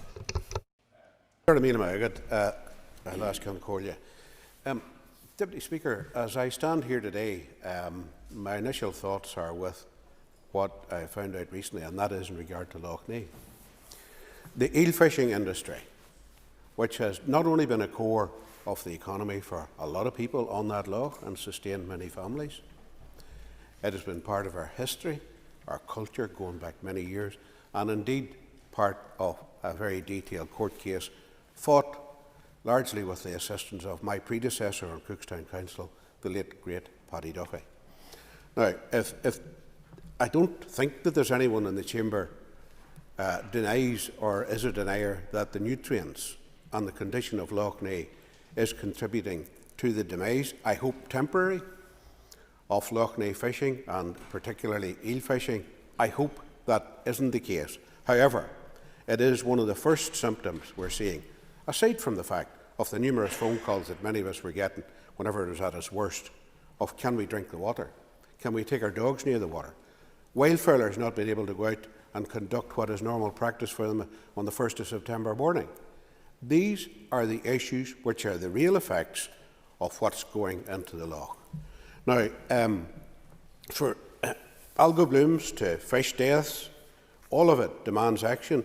It does demand partnership, innovation and shared responsibility across all sectors. While I do agree that agriculture must play its part, I'm rather disappointed we had an amendment in which wasn't accepted. However, that amendment dealt with key issues such as collaboration, key issues such as education, key issues such as support, key issues such as financial incentivisation, and I'll come further to that as part of any nutrients action programme. Ours was a vision rooted in partnership, not punishment. It balances environmental urgency with fairness, to recognise the scale of the crisis without scapegoating farmers, and to affirm that any sustainable nutrient policy must be co-designed, not imposed. The original motion, while rightly concerned with water pollution, calls for immediate withdrawal of the current Nutrients Action Programme consultation. In my view, that's both premature and counterproductive. This is a consultation, not a conclusion. Withdrawing it now risks silencing voices rather than amplifying them. We should be pushing for deeper engagement, not cutting it short. Our amendment did call for a multi-agency working group, which was exactly the kind of collaborative step we should be taking. Yes, farmers have real concerns about what is being proposed: stricter phosphorus limits, mandatory low emissions slurry equipment and compulsory buffer strips. But regulation alone will not succeed unless it's accompanied by support. It isn't enough to say to farmers, do better. We must also ask, how can we help you do better? And that's exactly what our amendment sought to do, through financial incentives. I'm just not finished my point just yet, Timothy. In regard to that, I also like to quote from, I read a letter from Dame Glenys Stacey of the Office of Environmental Protection to the Minister. Quote, sufficient support for farmers to make the changes required will be a critical part of the success of the NAP proposals. And again, at point 6, our view, that's the OEP view, is that whatever standards and expectations these regulations might set, DAERA should ensure farmers have access to the appropriate incentives and on and off farm support needed for effective implementation. Incentives, advice and guidance, the key message again. And my message to all the parties in this chamber who are in that executive, clarify today, will you commit to the incentivisation required, the financial underpinning, and that's DAERA and all other parties within that executive. Will you give that commitment today to that integral part of incentivisation and on-farm support that will be required for the transition for the farming community in particular? Sure. Thank the member for giving way. Would the member agree? We met with the Ulster Farmers Union yesterday, and they agreed very much in terms of the approach adopted by the Irish government in terms of incentivisation, in terms of engagement with each river basin catchment. Would the member agree that other parties should maybe support that approach also? Absolutely, and thank you for that. Has an extra minute. Thank you, Chair. What we have seen in the South is the government working with farmers, and look, it's not an easy process, but in those circumstances, you have equipment that's required, maybe 10,000, 15, 20,000, maybe more equipment required for spreading slurry. Just one example. If you're a farmer with an average income, as the average income has been outlined of £37,000 per annum. And these are people who don't have huge, big, in case it's being portrayed wrongly, that these are people with huge amounts of acreage and that. Where are they going to get the money from for that? They need that support, they need that incentivisation. And again, the message right back to the parties speaking here today is, will you commit that your executive colleagues will underpin the necessary support required to see this process through? Otherwise, this is just grandstanding today. These approaches have delivered real gains in the Republic because they build trust, not resentment. They show what's possible when farmers are part of the solution. And let me be clear. Could the member draw his remarks to a close? Okay, thank you very much. Thank you. Members, just before we continue with the debate, I would just like to remind members, and I think we've had it from two parties today, that it's not appropriate to refer to the fact that your amendment hadn't been selected. And the people I'm referring to are old enough and bold enough to know that that is the case. So please do not do that. Ground. Right. Okay. Aoife.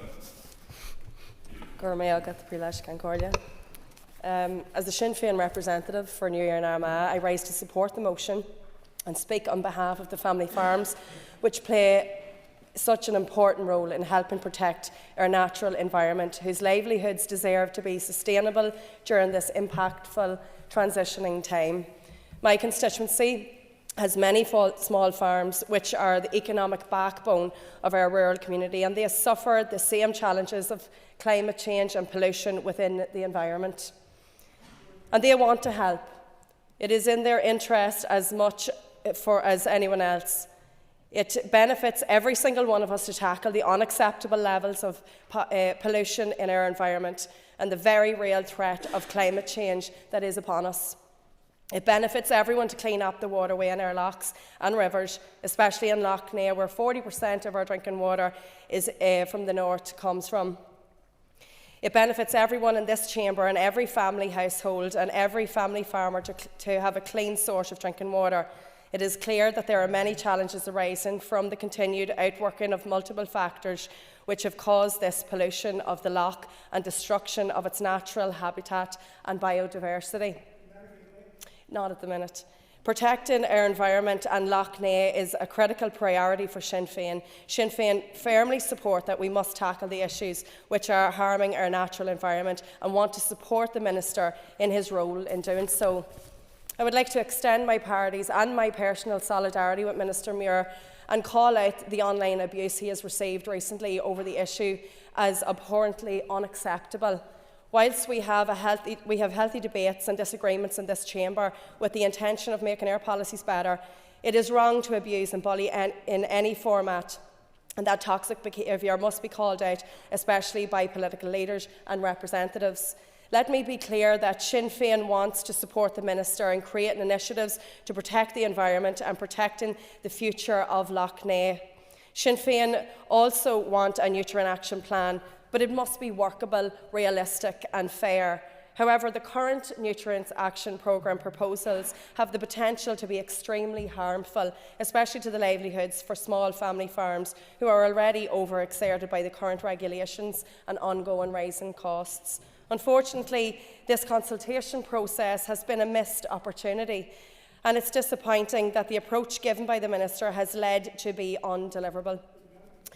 There was not enough consultation done with our farming communities or consideration given to the cost it will disproportionately impose on smaller farmers. The smaller farmers would need to purchase very expensive and, for many, unaffordable equipment to deliver this action or be at the risk of huge penalties. And let me add, this machinery is unusable or unsuitable, for the small and hill farmers, particularly in A&C areas, particularly in my own area of South Armagh.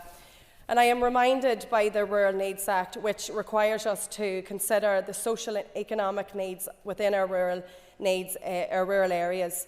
Sinn Féin is up for the work and up for working together as we endeavour to tackle the climate crisis. But we also want to ensure that the transition is fair, just and affordable, especially for those communities most affected by it and with an important role role to play. It is imperative that the environmental damage to some of our inland waterways, such as Lough Neagh, is addressed. Our farming communities are vital and willing stakeholders and should be treated as such. Therefore, I call on the Minister to review the current consultation and work towards a more deliverable action plan, an action plan which will deliver on the ambitions to protect our natural environment and clean up our drinking water for the future benefit of all, an action plan which works with our farming communities and includes proper support for farmers to transition fairly and carry out the actions needed within a time frame that is realistic. Goramila Mayagov. I call on Tom Buchanan. Tom. Mr Deputy Speaker, today's debate is one of the more important issues to come before this House, calling on the Minister to immediately withdraw the current public consultation on the NAP proposals. I know the Minister would look on this as a U-turn, but I would remind the Minister that he did do a U-turn in relation to the continuing support for the mushroom sector during the committee's deliberations of the Agriculture Bill. We welcome that. It is no shame to do that, and I would encourage him then to do likewise today and to withdraw this public consultation, because these proposals, which if implemented, would have devastating consequences for the agriculture industry, forcing many small family farms out of business, with detrimental damage to our agri-food sector, the envy of many around the world today. The lack of engagement by the Minister and his department with the farming community on the proposals and the blatant ignoring of their concerns is nothing short of appalling. I know the Minister, when he comes to respond to the debate, may well claim to be the farmer's friend, working for them. He may well beat upon his breast, declaring that he is the farmer's advocate, championing their cause. Yet actions always speak louder than words, and his actions to date condemn the very words that he speaks. The Minister may seek to hide behind a consultation process with proposals which will cause huge damage to our local agriculture sector, risking jobs, cutting livestock numbers and threatening Northern Ireland's ability to produce food. But he is fooling no one. This consultation must be withdrawn. For far too long, our farmers have been made environmental scapegoats, and this consultation fails to deal with the real issues. Our farmers live and work on the land and are fully committed to good environmental practices and improving of water quality, and have been for the past number of years. However, the NAP proposals are totally unbalanced, completely disconnected from the reality of farming within Northern Ireland. Farmers are not ignorant of their environmental responsibilities, but they want to be part of the solution when it comes to protecting our environment.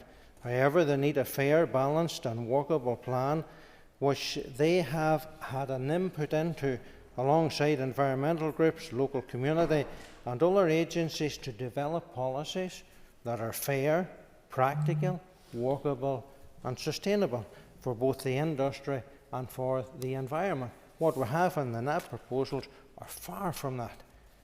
But this requires a constructive working relationship with the Department and other agencies built on understanding, on trust and on mutual respect. Yet unfortunately this Minister, in relation to the NAP proposals, has closed the door of engagement with the farming community, and rather than investing in practical support and building trust, is on the road to creating more red tape, more penalties, increased bureaucracy on an already complex and complicated system which our farmers are doing their best to comply with. NAP proposals are all about what the farmer must do. When you look through the consultation, it's all about what the farmers must do. They must do this and they must do that and they must do the other thing.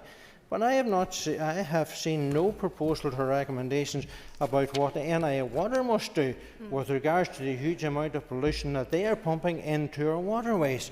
Yet our farmers are being continually targeted.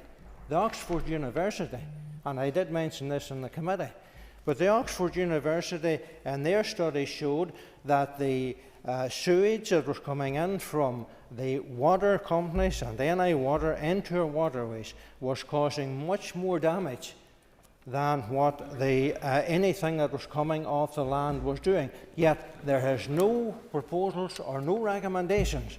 Will the member give way? I will.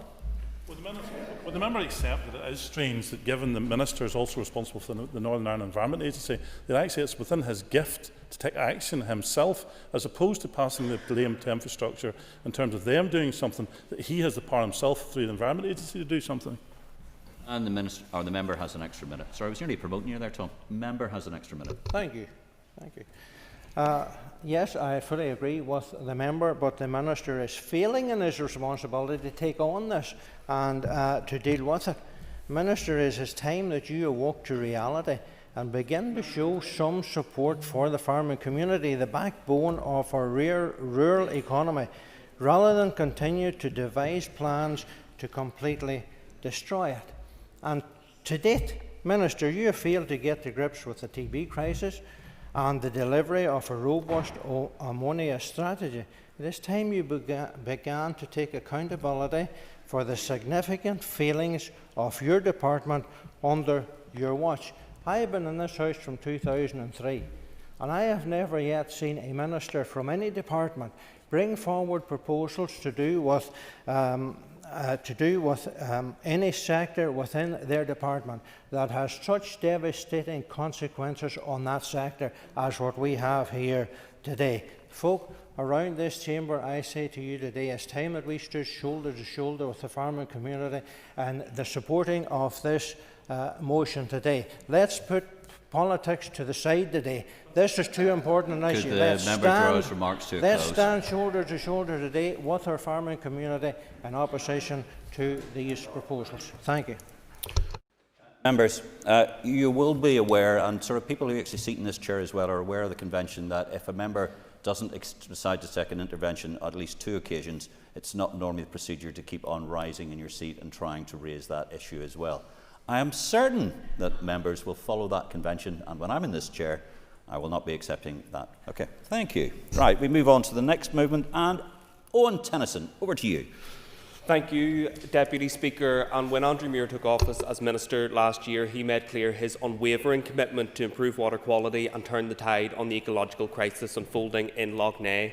Indeed, standing on the shores of Lough Neagh just weeks after the executive was formed, the First and Deputy First Minister stood by his side, talking about Lough Neagh being a collective priority and the need for immediate action. Today, Deputy Speaker, this motion exposes those sentiments from the First and Deputy First Minister as merely weasel words, because it is a fallacy for any member to rise in this chamber to claim that you can improve water quality and tackle blue-green algae in Lough Neagh without a robust plan to deal with nutrient runoff.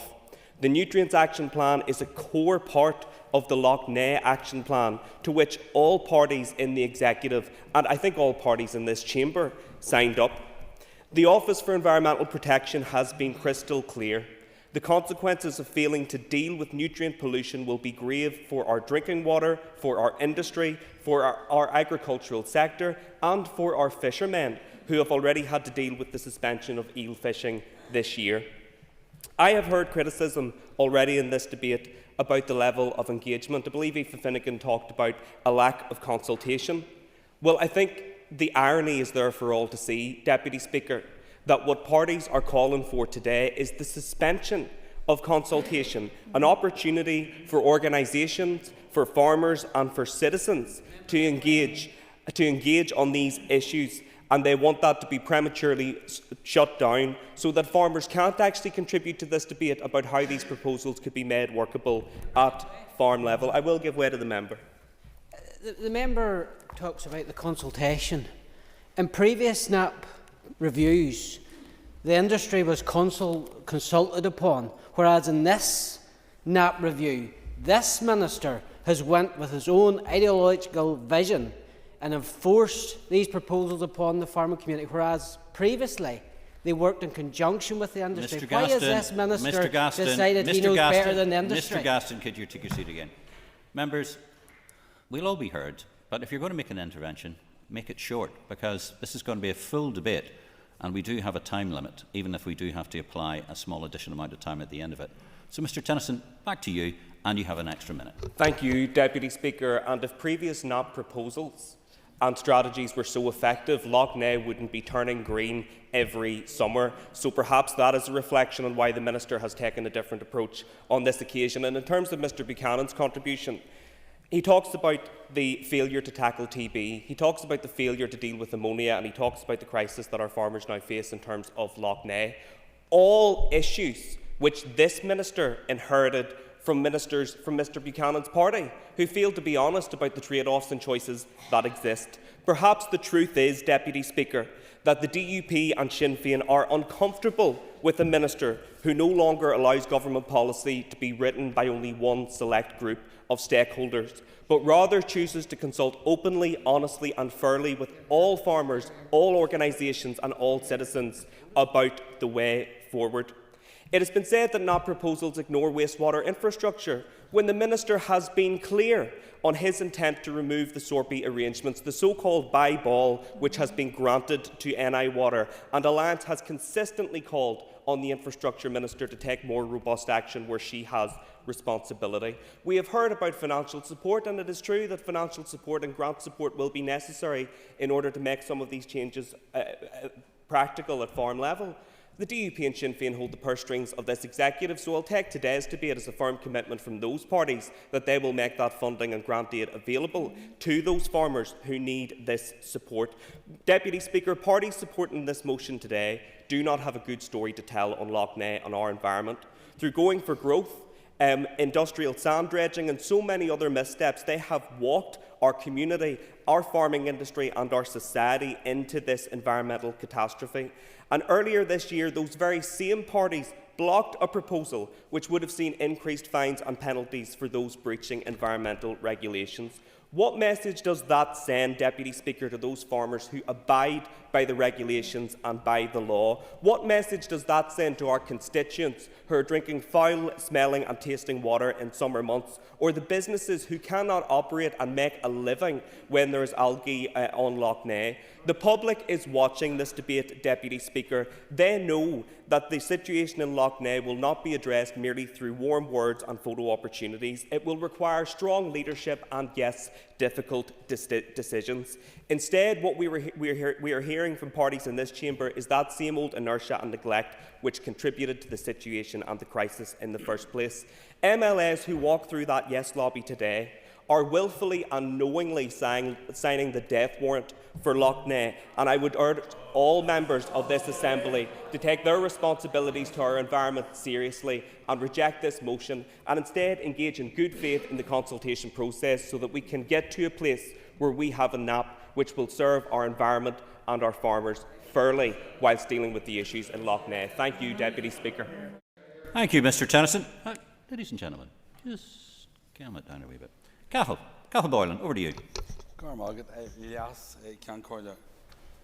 I raise today to voice the growing concern shared by thousands of farming families across the north, including in my own constituency of Newry and Armagh. Concern not just about policy, but about the future of their livelihoods, their communities and the land they've cared for across many generations. We are all united in the belief that water quality in our rivers and in Lough Neagh must be protected and improved. Pollution must be tackled, and no one disputes that. But when the solutions proposed are far removed from the realities of family farming, we must ask who exactly has been listened to. The latest Nutrients Action Programme, now 26 to 29, has landed like a hammer blow to small and medium-sized farms. It proposes to make low-emission slurry spreading equipment mandatory, to impose tight phosphorus fertiliser restrictions, and to introduce more buffer strip requirements on arable and horticultural land. These changes are not minor technical tweaks. They are a fundamental shift in how farms operate, and they come with serious costs. Let me be clear. Family farms are not the problem. They are part of the solution. For more than 2 decades under earlier NAPs, farmers have changed their practices. They've invested in new infrastructure, They've adapted, they've worked with government, but they cannot be expected to keep absorbing the financial and operational burden of every new regulation, especially when the support to do so is either insufficient or non-existent. Yep. The support. The issue here is, even if they had the support in terms of financial support actually means their output or their inputs will be less. So on one hand, they're asking them to actually invest money in their farms to bring in less. Thank you. I accept the member's point. As the Ulster Farmers Unions has said, these latest proposals feel more like enforcement than partnership.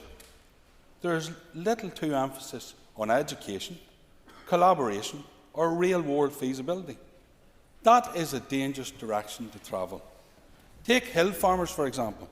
The idea that every field is accessible for trailing shoe or injection slurry spreading is simply unrealistic. These are not flat, open lands with large gates and gentle gradients. They are sloped, rugged, often wet conditions that make it impossible to use machinery without putting safety, animals and soil at risk. A blanket rule applied to all farms, without exception, will leave many unable to comply, not unwilling, but unable to comply. We also hear the argument that reducing fertiliser use is essential, but the proposed limits could drastically reduce grass yields. For many small dairy farms, this means having to feed more concentrates, which not only increase costs, but could also lead to greater phosphorus runoff, completely undermining the intended environmental benefit. Real-life case studies and farm trials show that meeting the new phosphorus balance target will be nearly impossible for high-yielding dairy herds without either cutting stock numbers or expanding land, neither of which is realistic for most family farms who are already stretched to capacity. Let's not forget that more than 90% of the North's farmland lies within 7 kilometres of a protected habitat. That means even minor errors in paperwork or location disadvantage could see a farmer lose its derogation or face more restrictions. Compliance should not be a game of chance. We need policy that recognises the good work already been done. Programmes like the Soil Health Scheme, funded slurry innovation pilots and voluntary investment in low investment equipment are all examples of how farmers are leading change. They are not looking for excuses. They are asking for practical, science-based support.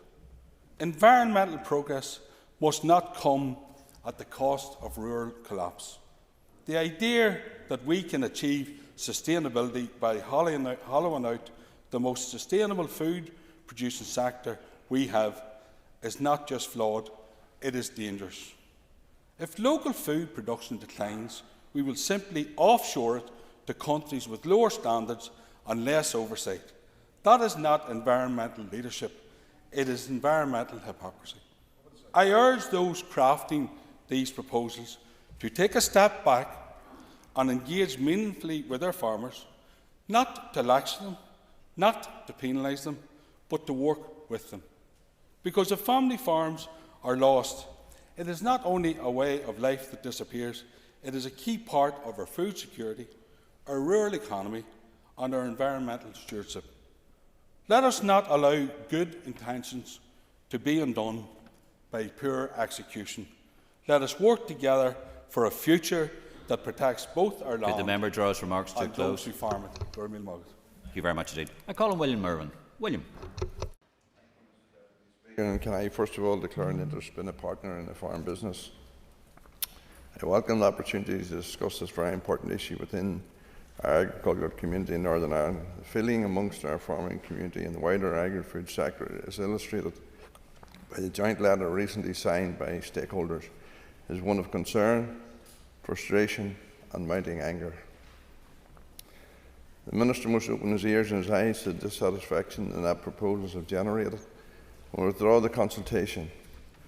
As our motion clearly says, this will allow time and space to chart a course towards an arrangement that recognises duties towards the environment, also the duty to nurture and promote our agri-food industry, rather than decimate it with poorly thought out policies. I know the agri-food industry is very aware of its obligations to protect our environment. However, the sources of pollution impacting our waterways are many, and any proposal requires a broader scope of recognition in terms of those sources and practical solutions. The NAP proposals as tabled, and if implemented, would do immeasurable harm to our industry. This in turn would impact the livelihoods of thousands of people directly, and also severely limit and drastically impact our capacity for food production. Farms would ultimately be decimated, and again, thousands of jobs in our agri-food sector would go. The pressures facing farming this time are considerable and varied, and the NAP proposals do not seek to lessen this burden in any shape or form. Rather, instead, though the ill-thought-out proposals, the Minister seems intent to further pile the pressure on our farming community, something that's simply not acceptable. This is not about ignoring our environmental responsibilities, far from it. Rather, it is about finding a sensible way forward, one that protects our countryside and supports the people who work very hard day by day to feed us.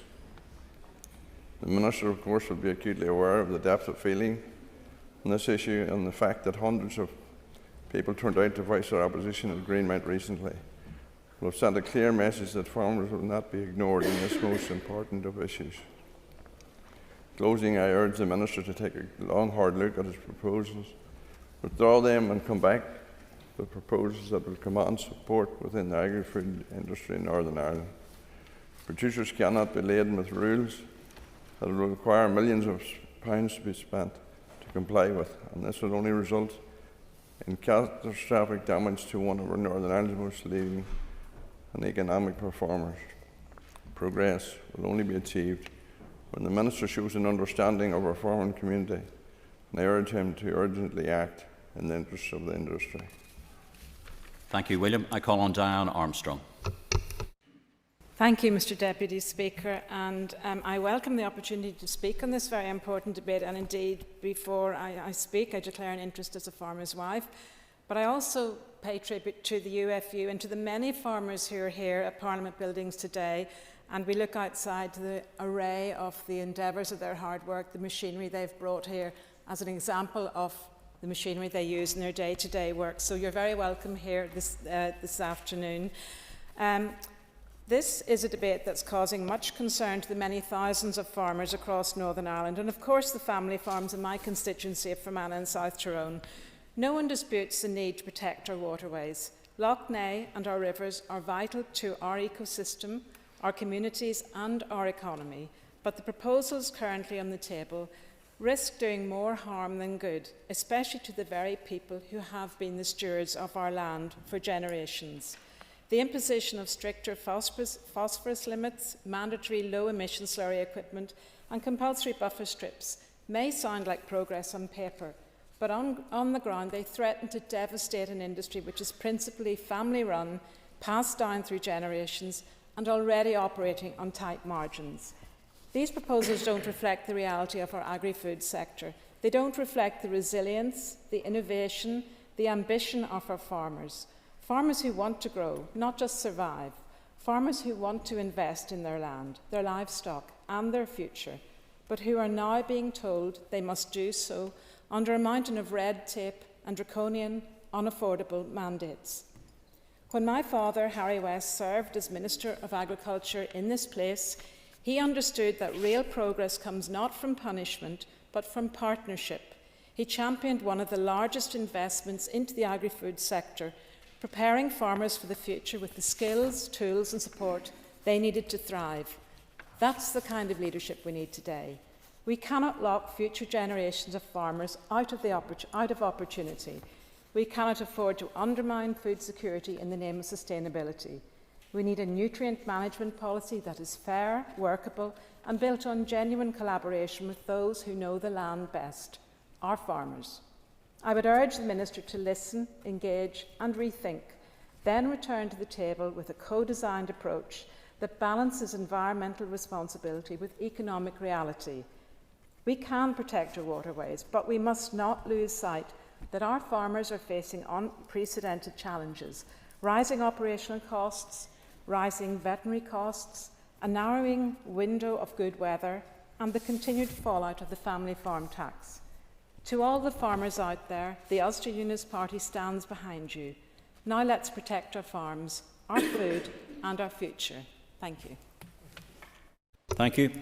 Ladies and gentlemen, having taken all the relevant factors into consideration, I have decided to apply a grace period of up to 15 minutes to accommodate the 5 members wishing to speak. However, during this time, members called to speak will have up to 3 minutes to speak, and I will not be able to give them any additional time if they take an intervention. I call on Emma Sheeran, and I'm sorry you've got 3 minutes. Yes. I'll not need any longer than 3 minutes anyway. And I raise, like colleagues today, in support of this motion, and people will know this is something very close to my heart, coming from a farming family as I do. And in the area that I represent, the issue of water quality is also something very close to my heart, and people may remember that I raised on several occasions in this chamber, both last year and the year before, the issues with the water that was coming from Lough Neagh, and something that affected many of my constituents.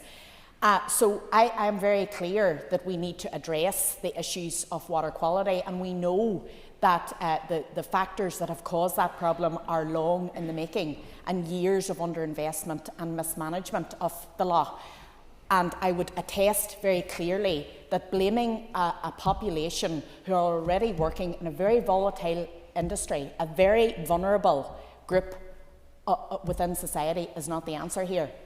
And as somebody who comes from a hill farm in the Sperrins, I can see through generations that our farmers have already, on many different occasions, had to respond very quickly to different policy directives, often written by people with very limited experience of agriculture or understanding of the different factors that affect your average farm, and how quickly they've had to respond to those and change their ways of life on that basis.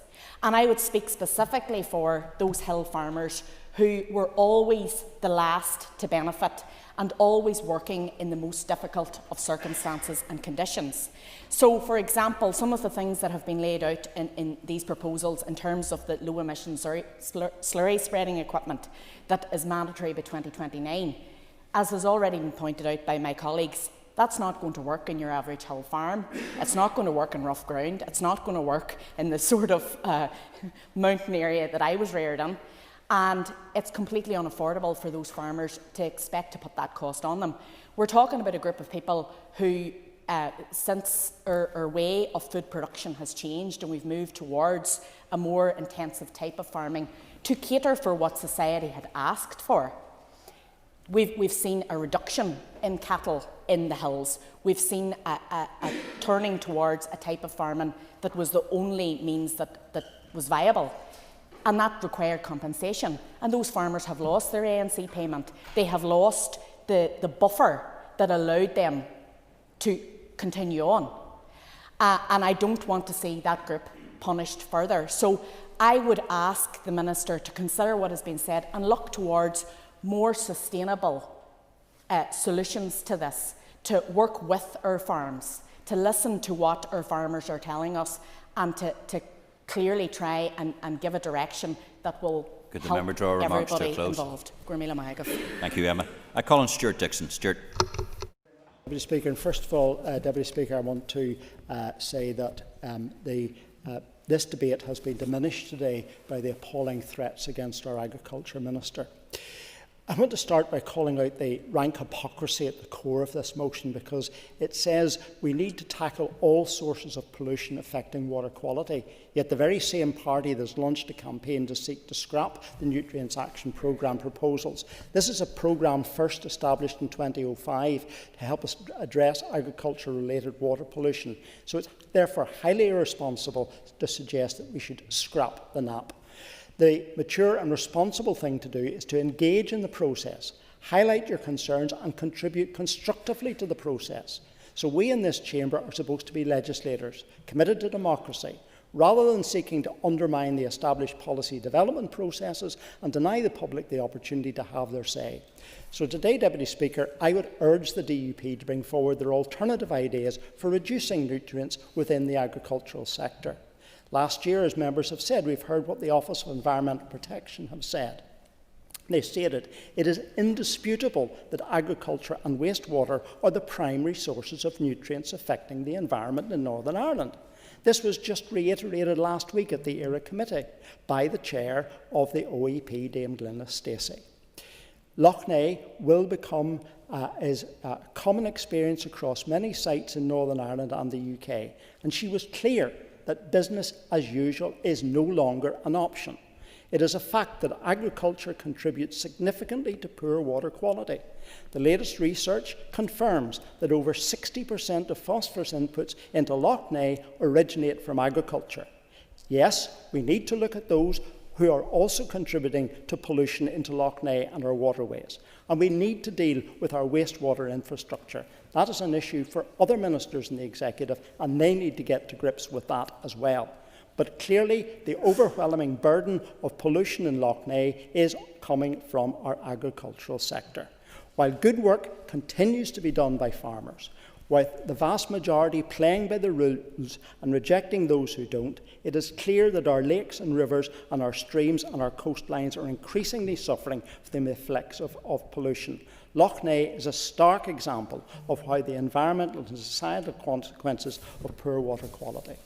The Minister is clearly, Mr. Speaker, on record as saying no decision has been made. This is a genuine consultation. Therefore, today's motion is quite simply a cart before the horse. A consultation is a process of inviting people to share their views on an issue to help inform decision-making. Consultation is about listening to stakeholders, and that includes the farming and agri-food sectors. Thank you. Thank you, Mr. Deputy Speaker. I have a very limited amount of time, so I will be brief. I am struck in this debate two personal memories I have which get to the heart of what we're debating today. Number one, as a child, though I represent an urban constituency, my father grew up on a farm and I have farming very close in my family background. My own childhood memories, one of my earliest childhood memories is sitting on my grandfather's Davy Brown tractor in a rural farm in County Down. I know how deep farming goes in our psyche on this island and in Northern Ireland. It is inherent in who we are and what we are. Rural communities deserve proper consultation and support to make the changes to deliver the environmental change we need. But I am also struck, Mr. Deputy Speaker, by the memory of summer 2023 when I, as with others in this chamber, went down to the loch shore at Lough Neagh and saw a scene from a sci-fi movie. Blue-green algae. It looked like someone had sprayed the entire loch with highlighter-coloured foam. That's ecological breakdown. And what the Minister's consultation is about looking for ways to address one of the major drivers of that. That's agricultural runoff. Me saying that is not demonising farmers. That is scientific fact. And I'm afraid it's hugely problematic if people in this chamber cannot accept that that needs to be dealt with. That isn't demonising farmers. In fact, it's selling farmers a pup by putting down a to-note motion today on a consultation. I have very little time, so I do want to say this. I'm not surprised the DUP moved this motion, which we will be voting against, but I am genuinely shocked to hear Sinn Féin today stand alongside the DUP on this motion. We all care about farmers. We in the SDLP do want to see better consultation. We want to see a model that is more like what has happened in the South in terms of support and financial incentivisation. But Mr. Clark is chuntering, but I cannot believe that after the First Minister went down to the loch shore and promised action on Lough Neagh, I can't believe that after Declan Kearney talked about the ecological catastrophe engulfing the loch, that Sinn Féin are today going to vote to bin a consultation, not even, by the way, the actual final plan, but even the ability to have a consultation on how we do these things. The consultation is a consultation, so I'm not endorsing absolutely everything that's in it, nor am I predetermining an outcome. But if we can't get real at some point and confront these issues, what good are we? Frankly, what good are we? It is, frankly, ridiculous to come into this chamber constantly, say one thing and do another. And at some point, Ms Ennis is laughing, but at some point, the difference between the rhetoric that your party comes out with and the actual things you do when you have power will have to be called out. This is really important. It's important that we are honest with farmers and we protect our agricultural industry, but it's important that we do not condemn our greatest natural resource to just empty populism from parties like Sinn Féin. We oppose the motion. Thank you. Very little time, but at the outset I want to say very clearly, no one in this chamber denies the environmental and the water quality issues that we face. However, what we are entitled to do is question why one section is demonised without a proper account of others who constantly create the problems in our waterways with a blind eye turned. The algal blooms choking Loch Ness or the pollution that I see in Loch Ness are symptomatic of wider issues. And this morning I have just come from a briefing from the Fiscal Council in terms of the sustainability of Northern Ireland water. What did they raise? Major pollution instances caused by NI water. The NAP proposals risk devastating our agriculture community, many of whom are operating on razor-thin margins. Our agri-food sector is the cornerstone of this community. They are not the enemy in this conversation. We can't afford to have any more top-down diktats that ignore the reality on the ground. And I quote the Northern Ireland Water Chief Executive Sarah Venning from our very first Infrastructure Committee meeting. We have more overflows per head of population per kilometre of pipe than is the case in the rest of the UK. And I asked the DRA Minister about the monitoring of overspills which create pollution and indeed sorbet. Northern Ireland Water confirmed that more than 20 million tonnes of untreated sewage and wastewater is being spilled into our waterways annually. There are 76 wastewater treatment works around the inner edge of Loch Ness and 10,000 septic tanks, which I add that NI Water are aware of. The Minister knows that we are not effectively monitoring overspills, and I raised this with him last July. Back then there were 724 storm overflows. Only 60 of those were deemed satisfactory and only 260 have been assessed. So I asked him would he jointly fund eventuation monitors so that we can truly monitor overspills, which would arrest the pollution incidents that result from our wastewater treatment works, rather than skew the data. Has the Minister followed up with this with the Infrastructure Minister? Ending sorbet arrangements is not moving quickly enough. In fact, NAP doesn't even provide any details of what water quality measures are proposed within river catchments. We cannot scapegoat one sector while allowing other sources of pollution to persist unchecked. Therefore, like my colleagues, I call on the Minister to immediately withdraw the current public consultation on NAP. Deputy Speaker, the Minister must know it's not the DUP just saying this. Over 4,000 people via our petition are the strength of feeling in this chamber today. People from my own constituency coming up to show their frustration Could the member at the draw NAP remarks proposals. to a close? Thank you. Thank you, Member. Thank you very much indeed. I call on Mr Gaston and Timothy, 3 minutes. Thank you very much. I hope the penny will finally drop today, that as well as losing the confidence of the farming industry, Mr Muir has also lost his political cover to force farmers to destock farms under the guise of his nutrient action programme proposals.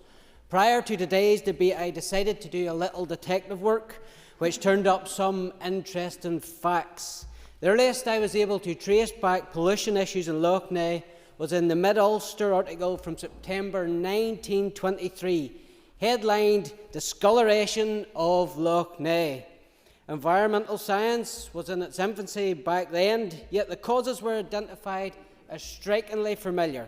Sewage effluent, land drainage and warm camp conditions encouraging algae bloom. Does that sound familiar, Minister?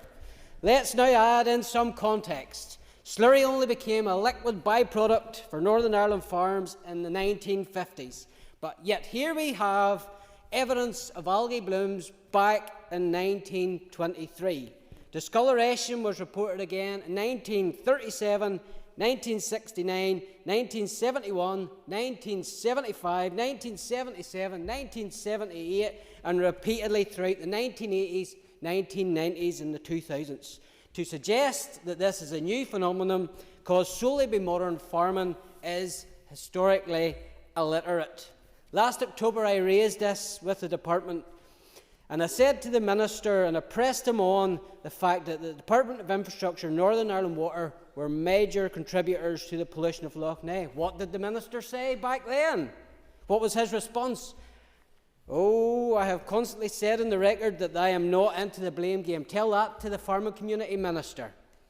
My goodness. But now in the form of your nutrient action programme, we see farmers being blamed for complex environmental problems, while their vital contributions to food security, rural economies and environmental improvement are ignored.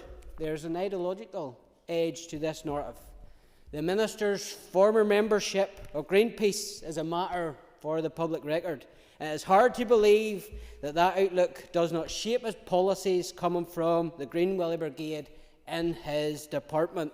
Water quality has improved, especially in agricultural catchments, thanks to the real and costly investment by farmers who are the custodians of the land. Minister, a message from farmers. Farmers are not the problem. They are a vital part of the solution. And Minister, in light of your comments last week, farmers don't care about sexuality, political outlook or religion. They want a minister who will work for them and work with them to tackle the pressures they face. They want a department who will work with them to address environmental issues to ensure viable farms can be passed on to the next generation. Mr. Gaston. Thank you. Just 1 second, please, Minister. Okay, happy. Okay. Point of order, Minister. Thank you very much, Mr. Deputy Speaker. In Mr. Gaston's comments, he made what I consider despicable comments about officials in my department, and I want to put on record my complete opposition to that and support for officials working in my department. Minister, thank you. Your remarks are on the record. We'll not have barracking of the Deputy Speaker from chundering positions, ladies and gentlemen. Okay, this is Mr. Yes, please, Mr. Blair. You're on your feet, Deputy Speaker. Okay. I didn't want to breach any of your rules. Deputy Speaker, during the debate, a member, Mr. Buchanan West, Tyrone, referred to an Oxford University report into water quality in rivers. For the information of the House, the same point was made at a previous committee, a meeting of the Dairy Committee. I had it clarified and written into the record at that committee that that report refers to 4 rivers in England, and it's got nothing to do with Northern Ireland nor NAP. On the record in the committee, therefore, Deputy Speaker, can I ask in a point of order if it is misleading in any way or presenting misinformation to bring such information to debate in the House when it's been clarified as not relevant in the committee? Order and for the question of the clarification. I will ask the member who raised that issue to get in contact with the rest of the committee later, and indeed with this Assembly, if that is indeed the case, and to check those details and those information. Because at the present moment in time, I don't have that information, but your point has been made, and we will examine that to see where it comes through. Right, ladies and gentlemen, the Business Committee is arranged to meet at 1 p.m. today. I propose, therefore, by leave of the Assembly, to suspend the sitting on 2 p.m. The debate will continue after the ministerial statement, when the Minister will be called to respond to the debate. Ladies and gentlemen, by leave of the Assembly is suspended.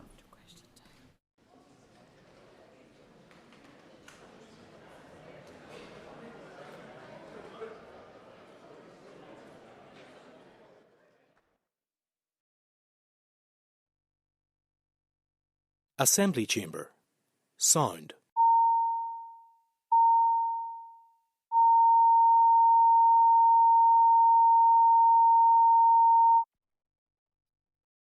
Assembly Chamber. Sound.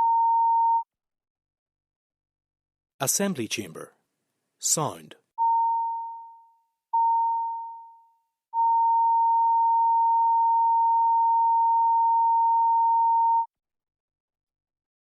Assembly Chamber. Sound.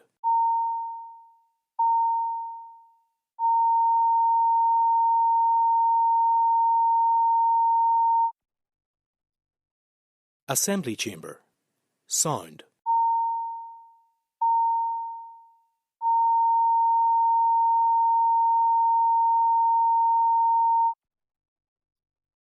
Assembly Chamber.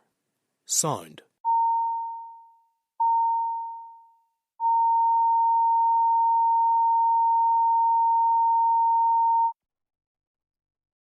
Assembly Chamber. Sound.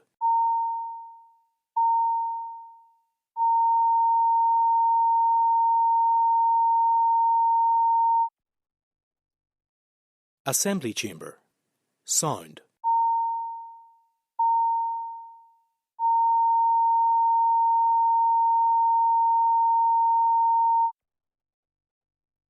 Assembly Chamber. Sound.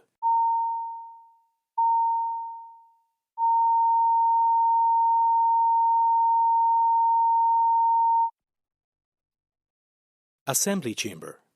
Sound.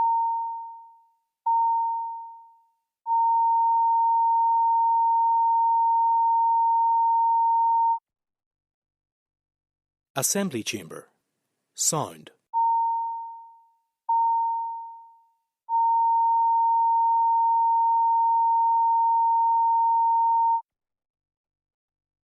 Assembly Chamber. Sound.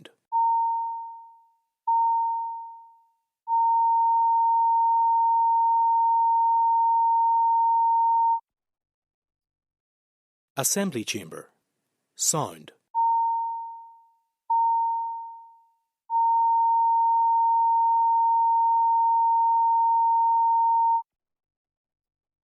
Assembly Chamber. Sound.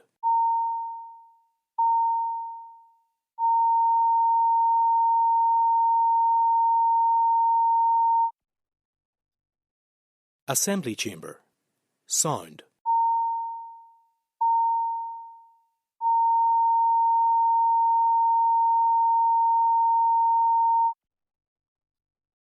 Assembly Chamber.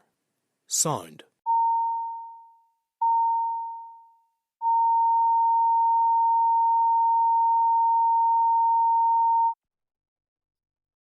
Assembly Chamber. Sound.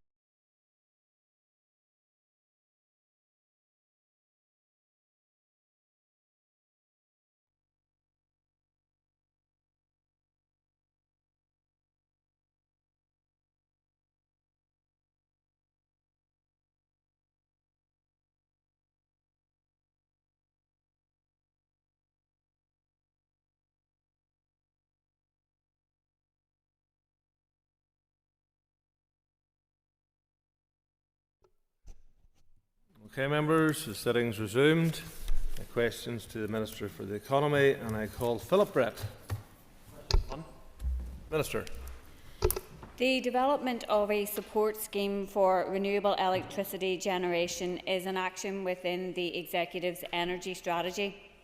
In 2023, my department published a consultation on design considerations for the scheme. In that same year, Aurora Energy Research was contracted to provide technical expertise needed to formulate the high-level design. The high-level design and the government response to the consultation was published in 2024, outlining the wider policy objectives and providing an illustrative auction roadmap for renewable generation to be supported. Further technical modelling and a financial impact assessment has been conducted alongside the consideration of the legislative and state aid pathways and the institutional roles and responsibilities necessary for delivery. The final scheme design will provide a comprehensive update, including eligibility criteria, delivery roles and responsibilities, and an outline of the contract allocation process. As per the Energy Strategy Action Plan 2025, the final scheme design is due to be published in Q2 of this year. I then plan to bring primary legislation before the Assembly this year, with subordinate regulations to follow as we move towards the first auction in Q3 2026. This will contribute to the Climate Change Act target of 80% electricity consumption from renewable sources by 2030. Mr. Brett. Minister, can I thank you for that detailed update. However, Minister, when it comes to energy within the Department for their Economy, dither and delay seems to be the order of the day. Tomorrow the committee will receive an update from your department and Invest Northern Ireland in relation to the pausing of the Capital Grant Energy Scheme as a result of concerns that the scheme is supporting questionable energy efficiency practices. When can the Minister get to grips with the Energy Department? Minister. Well, I thank the member for his supplementary, and I disagree with him in relation to his characterisation of our development of policy in the Energy Division. As he will know from his role in committee, there is an awful lot going on at the moment in parallel within that division across a number of policy areas. In respect of the final scheme design, as he will understand, it is highly complex in terms of the development of the design, encompasses multiple interdependent elements and technical considerations, and some of those are still under consideration by officials and myself within the department. And we have, as he will know as well, the Energy Strategy Action Plan for 2025, which sets out all of the actions that will be taken within this calendar year, and we are on track in respect of those, and hopefully he will see the updates as those come forward. Eva Finnegan. Concordia. Minister, in order to ensure a just transition to net zero, will the Renewable Electricity Support Scheme deliver community benefits? Minister. I thank the member for her supplementary, and I fully support the principle of community benefit and encourage all developers, whether participating in the Renewable Electricity Price Guarantee Scheme when it is launched or pursuing alternative routes to market, to adopt best practice and ensure a return for local communities. There are different approaches to delivering community benefits which have been considered, including a voluntary guidance approach where a voluntary model would apply to broadly all renewable energy projects, including those already in development or operation, rather than being limited to the relatively small number that will secure contracts under the Renewable Electricity Price Guarantee Scheme. However, voluntary contributions by their nature are not guaranteed and offer limited assurance that benefits will be directed to communities located near renewable developments. The other models include a mandatory contribution model where again, by the nature of its title, it's a mandatory requirement that community benefit will be part of the support scheme and would involve significant administrative complexity and also cost, estimated at around 10% of total scheme costs, which would of course add to the additional strain on departmental resources as well. And then a potential model, which is an alternative, is to apply deductions directly on electricity bills through a discount on charges to households near new renewable projects. The discounts would then be socialised across all electricity consumers. That's my preferred option at this point, if it's possible. So officials will further explore the operational requirements of this concept in collaboration with key stakeholders and delivery partners to assess its feasibility and potential impact. David Honeyford. Mr. Speaker, at a recent committee meeting, your officials directly answered a question to me saying there was no plan and no strategy for the overall renewable transformation towards renewables moving forward. Can the Minister reassure this House, even at this late stage, that there will be a plan and a strategy brought forward to enable the sequences of grid, of interconnection and this renewable scheme, that we don't risk seeing RHI Mark II? Minister.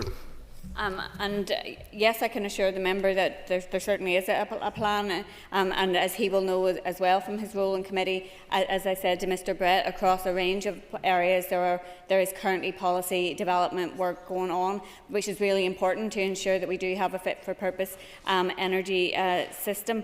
And in relation to the specifics, in relation to the Renewable Electricity Price Guarantee Scheme, we will see things brought forward in the various very near future, but all of the other work that's going alongside it will continue, including, for example, in relation to interconnection and storage policy, for which policy development work and research is currently ongoing as well.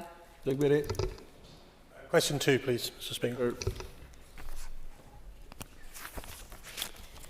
Tourism is a vital contributor to my economic vision and key to creating prosperity right across the north, enriching our communities and bringing social benefits to our towns and cities.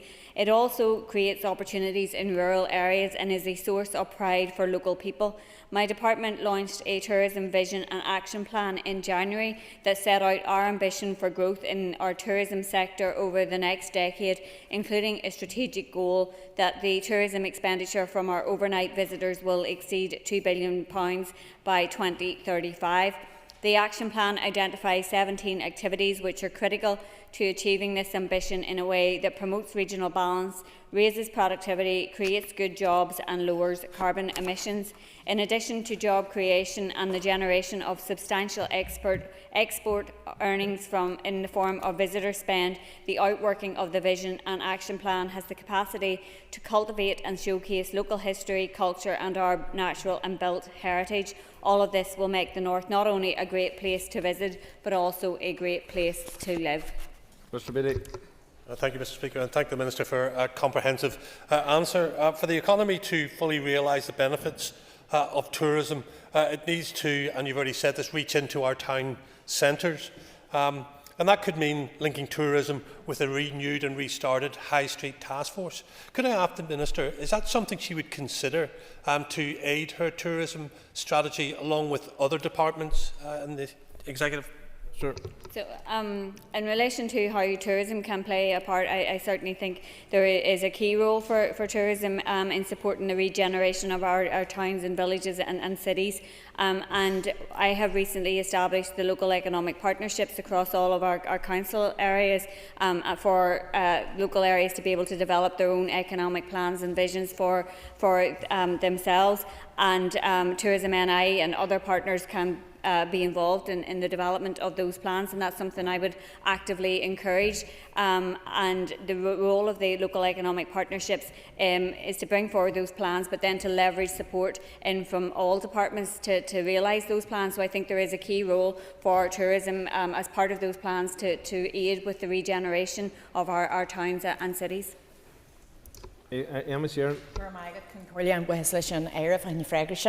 Minister, could you outline how the positive work of Tourism Ireland contributes to your economy in the north?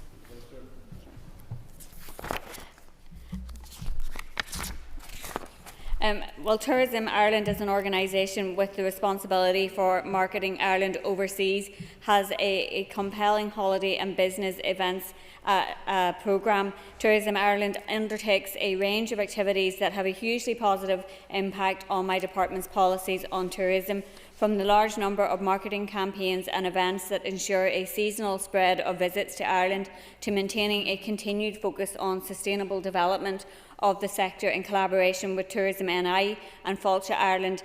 Tourism Ireland is focused on growing the value of overseas tourism, benefiting local economies and communities.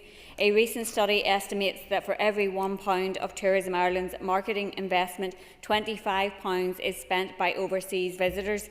Overseas tourism has doubled in value between 2010 and 2024, growing from £319 million in 2010 to over £633 million per year in visitor spend in 2024.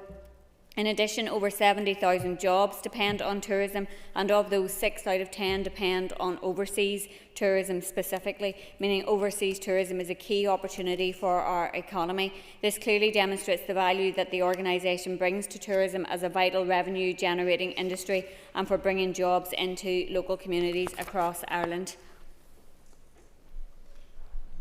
Justin McNulty. Question 3, Minister.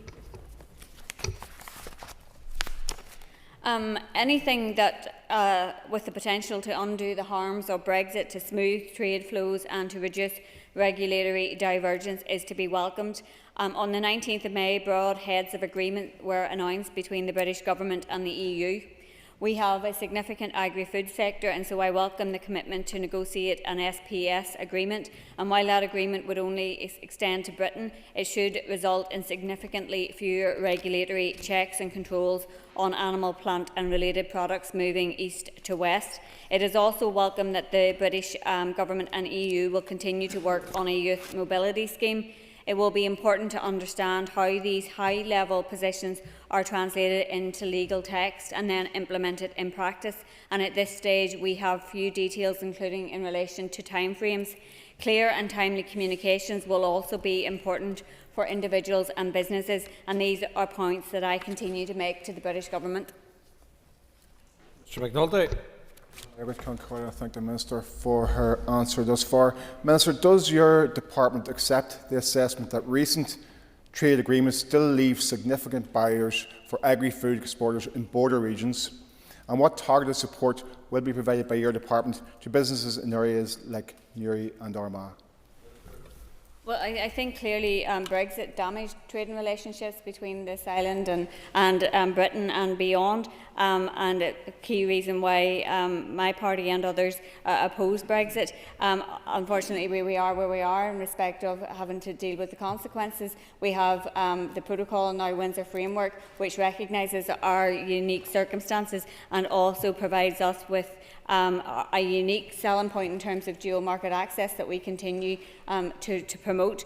And as I said in my opening answer, there's clearly a long way to go in terms of negotiations under the SPS agreement and other areas.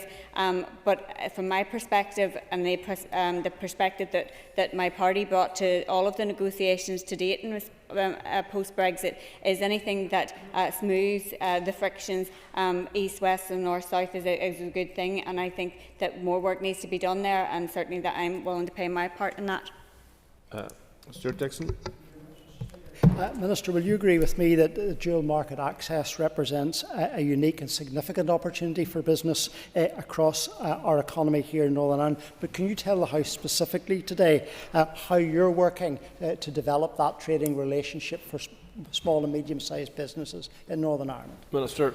Yeah, and I do agree with the member that dual market access offers us huge potential and opportunities, and I think there is more work to be done in terms of communicating that, both to our own businesses here that are already in the position that they can take advantage of that, but also in terms of attracting investment as well to create new jobs and to grow our local economy. So that's work that my department, along with Invest NI and Intertrade Ireland, continue to do to try to make the most of the potential that we do have. McGuigan. And can I thank the Minister, and in her previous responses she has touched on dual market access and the importance of it. Can I ask just what impact the agreement between the EU and the British Government have had on dual market access? Minister. Yeah, and as I said previously, and I welcome the progress that has been made, and I also welcome that the British Government and the EU have recognised and committed to maintain our privileged dual market access, and we can see that privileged position in our recent export performance. In the year ending 2024, total exports of goods from the north increased by 1%, while exports in Britain decreased by 5.6%. Our imports also increased by 1.8%, while overall imports to Britain fell by 3.5%. So the agreement does nothing to undermine our unique position, which I have put front and centre of my economic vision. What it will do when implemented is smooth trade frictions around particularly agri-food and horticultural products mainly, and I believe that will further strengthen our unique offer, not diminish it.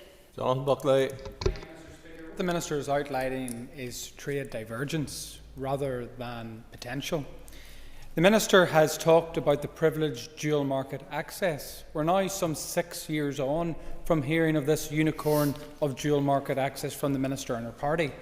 Can she, in the House today, give one concrete example of a business FDI investment in Northern Ireland by means of such dual market access? Minister. And I'm sure the member will recognise years of uncertainty that have been caused in post-Brexit negotiations, including in respect of his own party's position on that. And I have outlined the real world tangible impact of dual market access that is clearly seen in our export performance. And I think that what we do see is huge interest in dual market access as a particular selling point for our local economy that continues to attract investment and attention from investors, and that's something that I, along with my partners in Invest NI and Intertrade Ireland, continue to promote. Daniel Crossan.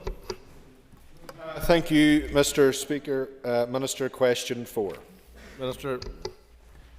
By connecting people, supporting our tourism offering and delivering economic growth, improving air connectivity to the north from within these islands and further afield has an important role to play in the delivery of my economic priorities.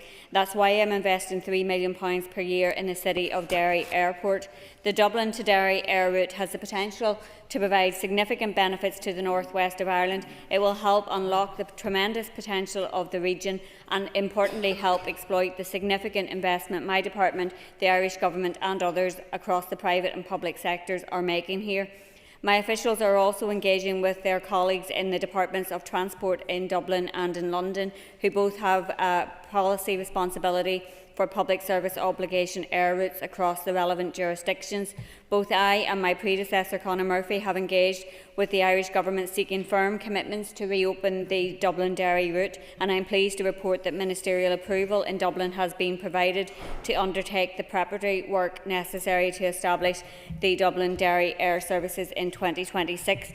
A meeting led by the Irish Department of Transport is planned with stakeholders in the North West in the coming weeks, and I will continue to work closely with both governments to support delivery of this important initiative.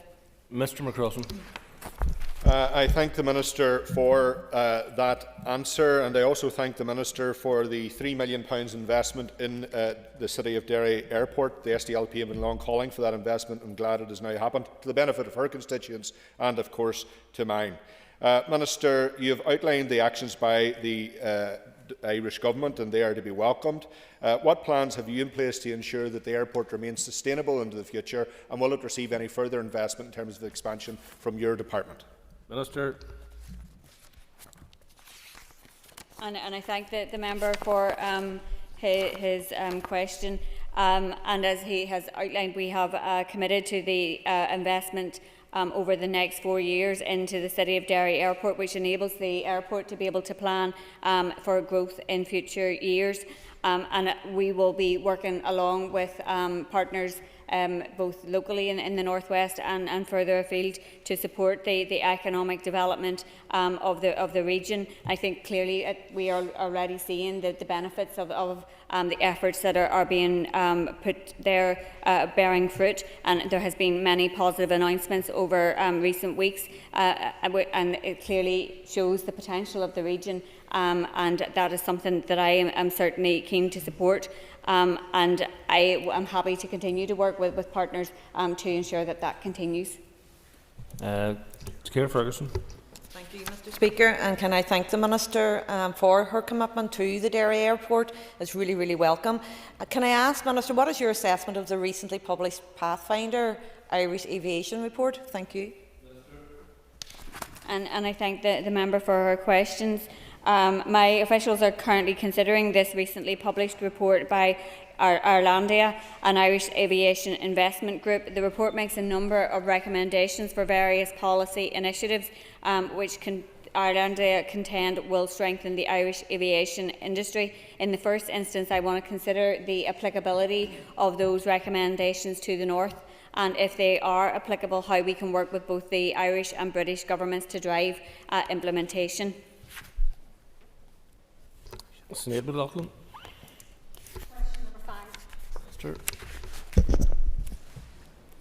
Local economic partnerships are a critical part of my regional balance agenda, and I am pleased to see the progress made in setting up partnerships across the North. The majority have met on several occasions already, including Armagh City, Banbridge and Craigavon just yesterday, and have begun the important work of agreeing local economic priorities and developing action plans for the first year. Each partnership will decide on the economic issues that matter most in their area, and my department will pivot itself to address these issues and will encourage other departments to do likewise. There is also a £45 million fund that will allow partnerships to pump prime and co-fund projects that are important to them. My department and Invest NI are working closely with all partnerships to support them bringing forward projects. While my department has provided guidance to the local economic partnerships about the type of projects they might want to consider, that's not prescriptive. Partnerships will know what is needed at a local level, and I am committed to ensuring this work is taken forward as a genuine partnership with councils and other local stakeholders. This has meant listening to feedback and refining our approach, and I am confident that we are building the right foundations to ensure maximum impact in the years ahead. Your answer. Minister, these projects are now almost 2 months behind schedule, and as part of the June monitoring, your department has indicated a reduced requirement of £8.9 million in relation to the Economic Regional Growth Fund. This is the first year of that fund, and already you've indicated an underspend, a significant underspend. This delay in underspend is really symbolic of the Executive's continual failure for the sub-regions, and particularly for the North West. Why has this happened?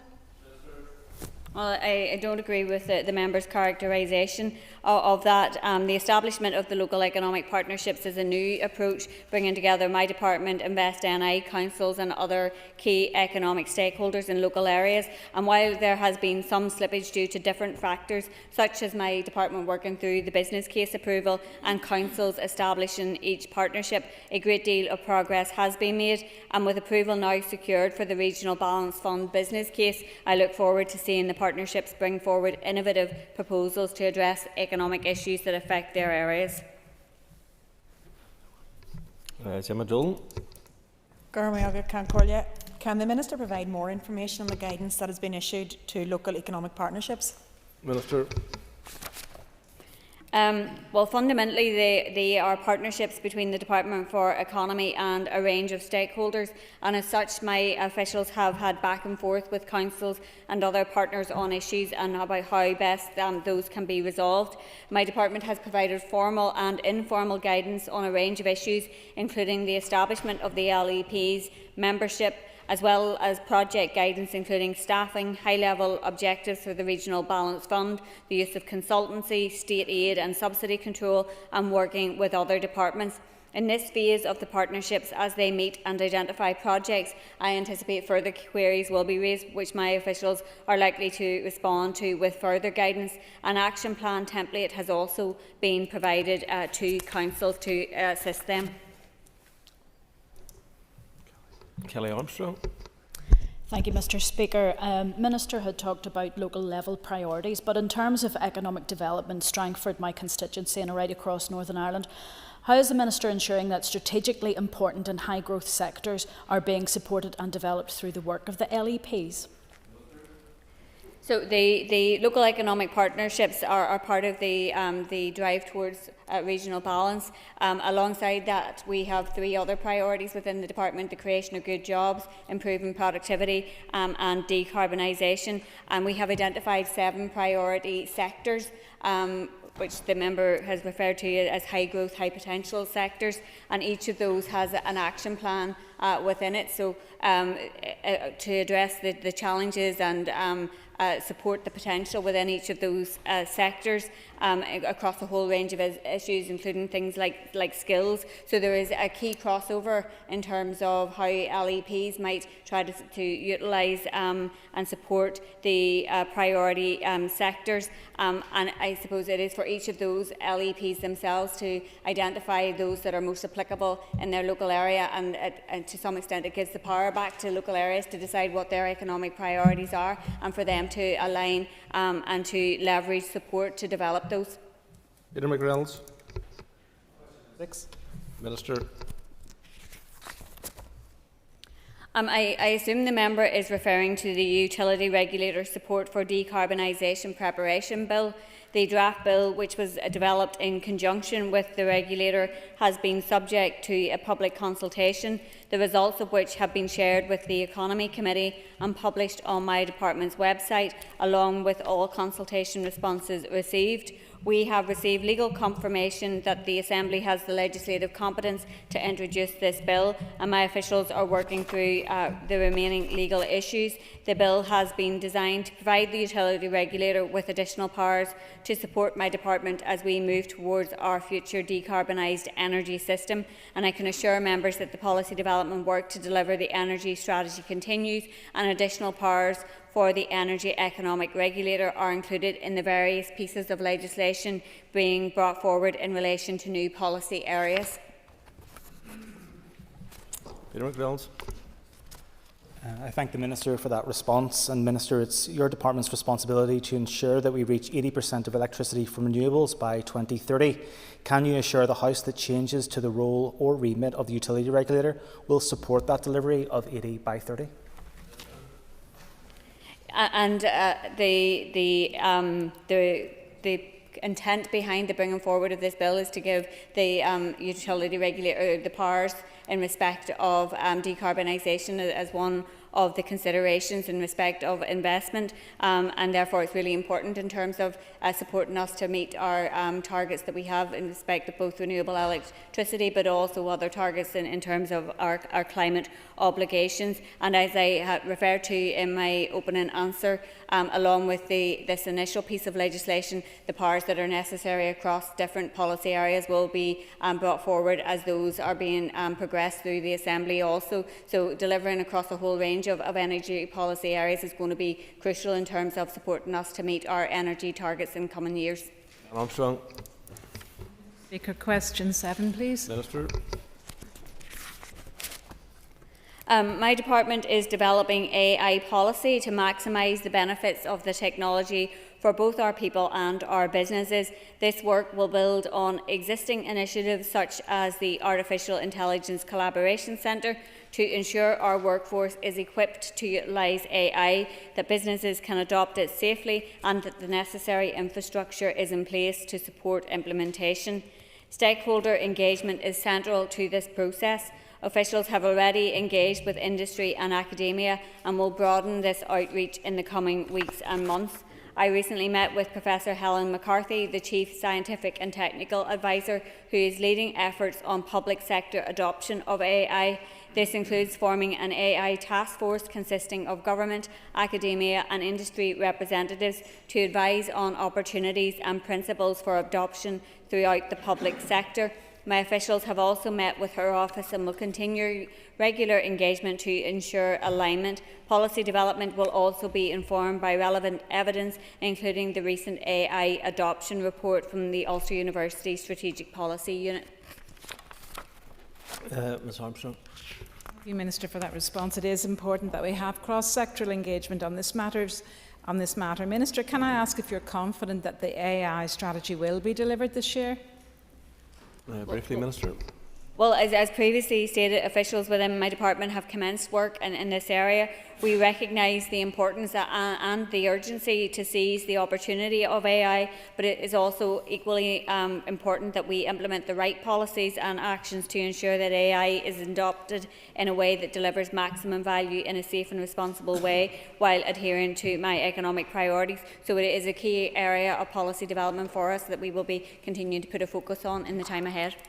And the topical questions, Niamh McLaughlin.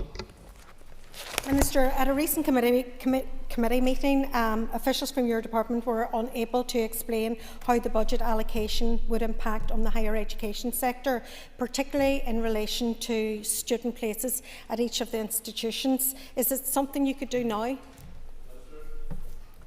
And I thank the member for her question, and I'm not sure that I have the information in relation to the budget allocations in front of me. I'd be happy to share that with the member in written correspondence. I also understood that we did provide some figures to the committee in relation to student places for the incoming academic year, but I can share that again with the member if necessary. Ms McLaughlin. Thank you, Minister, for your answer, and I acknowledge and indeed welcome that you sided with the SDLP in opposing the raising of tuition fees. But that stance alone will not or will not solve the underlying issue regarding the financial crisis that is facing our universities. When will you finally publish the overdue higher education funding review? And crucially, what fully costed options will you bring forward this term to deliver a sustainable settlement that spares the students and our institutions from ever again having to bridge gaps created by the Department's lack of funding? Minister.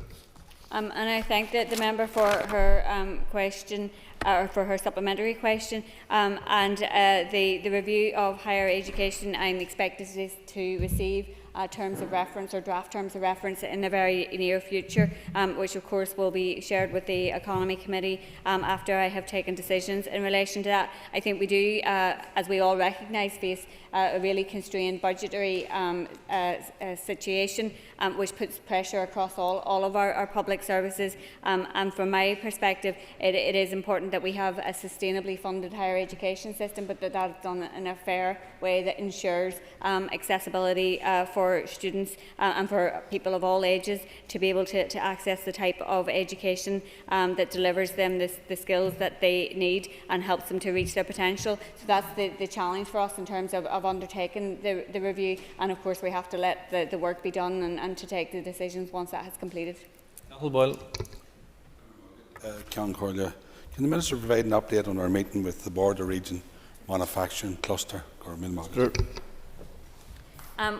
I was really pleased to have the opportunity to meet the representatives of the Border Region Manufacturing Cluster when they visited last week, and I know they met with the representatives of the Economy Committee also. They shared a policy paper with us during that meeting, which was entitled Strengthening Regional Resilience for Manufacturing Businesses, the Strategic Role of the Border Region Manufacturing Cluster. That paper outlined their vision for gaining greater recognition for the cluster and establishing formal communication channels with the department. They expressed a strong desire to work closely with my department to support collaboration on key issues that matter to that vital cross-border cluster. And we also discussed some of the challenges that they are facing, particularly around skills, which of course is something that is not unique to that sector, and the need for improved infrastructure, again, not unique to that sector in terms of support and growth. As a next step, it was agreed that my department will follow up with BORMAC to ensure continued engagement and support. And it was explained that given the growing momentum around clusters, my department is actively exploring the potential benefits of adopting a dedicated cluster strategies, and officials have already begun work on this through engagement with stakeholders, industry partners and initial research. But we're clear that any strategy must be developed in close coordination with businesses and must align with and strengthen our wider economic goals. Mr. Boylan. Margaret, and could I thank the Minister for her answers so far. Minister, can you outline your approach to clusters more generally, including in relation to all-Ireland clusters? Minister. And I thank the member for his question, and I certainly believe the all-island economy has tremendous unrealised potential, and collaboration and trade are key to the growth of our economy. So I'm pleased to welcome and support the prominent Global TCIE conference later this year, which will promote clusters across the island of Ireland on an international stage. And given the pace of organic growth around clusters, my department is exploring the value and benefit of adopting a cluster strategy. As I mentioned in my opening answer, work has started on this.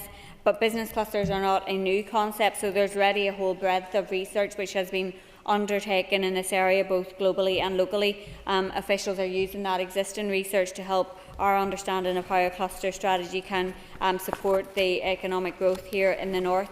And we have continued to engage with cluster parties and various stakeholders. We've also liaised with both the British and Irish government officials to understand their approach to clusters, and I want to ensure that our approach is coordinated, that it's evidence-based, that it's aligned with the strengths and ambitions of our economy, and of course that it adds value to clusters and potential clusters here in the north, but also all island clusters. So we would be keen to understand how we can further develop those and support them. And of course that work, as I said, already needs to be underpinned by collaboration with all involved. Supporting the biomethane industry will pay dividends for our economy in terms of jobs and investment, reduce emissions and support the agricultural sector. Can I ask the Minister for an update on a Northern Ireland biomethane strategy? Minister.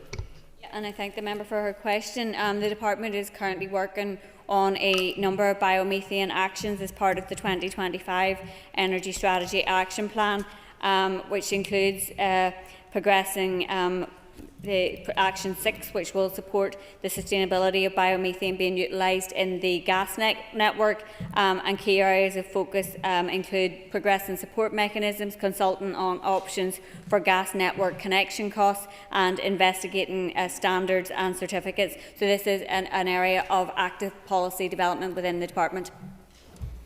Ms McElveen.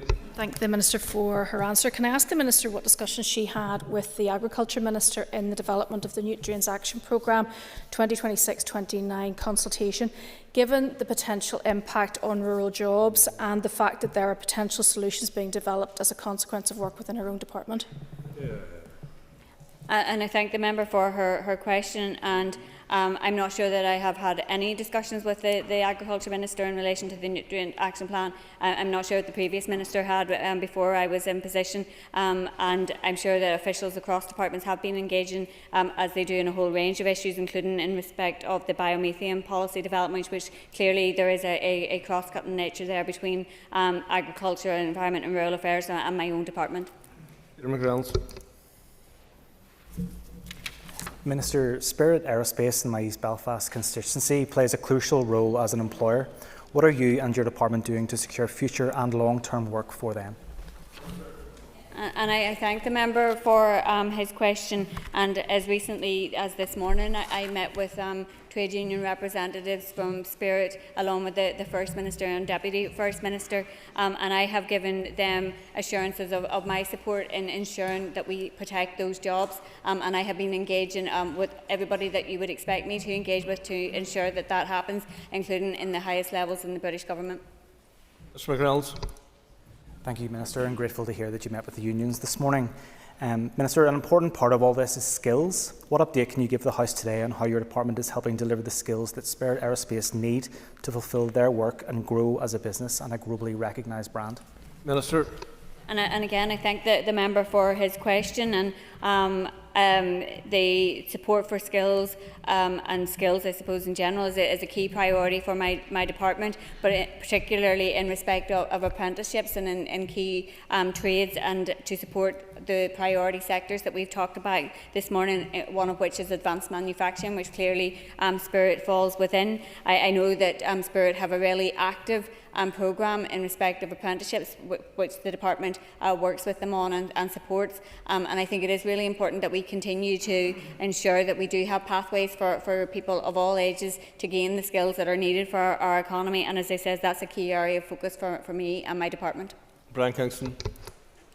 Mr Speaker, I refer to the Minister to the recent adjournment debate in this Assembly chamber on the poor mobile phone coverage in West Belfast, and also the recent media coverage that there have been at least 13 attacks on mobile phone masts in West Belfast since 2023. Given that this is impacting on local businesses as well as residents, would the Minister take this opportunity to condemn these criminal attacks on phone masts and call for them to end? Minister. And I thank the member for his question, and he will of course know that in the adjournment debate I unreservedly condemn those actions. I think there's no place for them. It's damaging infrastructure, it's having an impact on local communities, on businesses, but also on people in terms of their everyday lives, and there was numbers of examples, as the member will recall, that were given that day in respect of people who had faced real challenges as a result of not having that mobile phone coverage. So there's no place for that, it needs to stop. That answer. And given that numerous reports, including from the World Health Organization, have found no evidence of adverse health effects from 5G masts, would the Minister go further and call on those who can assist the police to bring those responsible for these attacks to justice, to provide that assistance to the PSNI? Minister. Yeah, and I thank the member again for his response, and of course if anybody has any information in relation to those, I would of course urge them to bring it to the attention of the police, and in respect of the point that he has made about 5G and the concerns that some people have had off the back of some of the adjournment debate and some of the media reporting. That's something that my department, along with others, is looking at how we can support the communication of those key messages to assist in dealing with the misinformation that is out there. Melissa McHugh. Concorla, Minister, connectivity is a key economic driver for the North West. Can you provide an update on discussions to support flights between Dublin and Derry? Sorry. Yeah, thank the member for his question, and I certainly am confident that the Dublin-Derry route would help unlock tremendous potential across the region, and importantly help exploit the significant investment that my department has made along with the Irish Government and others across the private and public sectors. Officials are engaging with their colleagues in the Departments of Transport in London and Dublin, as I mentioned to Mr McCrossan earlier. Both of them have responsibility for public service obligation air routes across the relevant jurisdictions, and I have been supportive of the restoration of this route for many years, and both myself and Conor Murphy had engaged in relation to seeking firm commitments to reopen the Dublin-Derry route. So I'm pleased that preparatory work is now being undertaken to re-establish that route in 2026, and my department will be supporting the work of the Irish Department of Transport and stakeholders to ensure a successful outcome to this important initiative. Mr McHugh. Could you provide an update on the McGee expansion, which is also a catalyst for greater prosperity in the North West? Yeah, of course. The Ulster University's McGee campus, I think, represents a significant strategic investment and has potential to deliver substantial economic benefits for the North West and, of course, for the whole region. Since the task force launched its final report and action plan in December, work is progressing at pace towards the expansion of McGee to achieve the 10,000 student target in line with New Decade New Approach and PFD commitments.